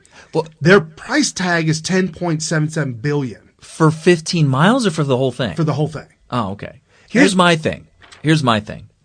I would say that the wall only needs to go from the Pacific Ocean to the Rio Grande, where the border of New Mexico and Texas are. Right? If you look at a map, go ahead and check out your map. You can Google it real quick as you're listening or whatever. And check it out. The Rio Grande goes from the Gulf of Mexico all the way up to New Mexico. That's a river. I don't really necessarily think that a wall needs to be there because of the fact that you have a natural barrier of the river. I do think it needs to be manned very heavily.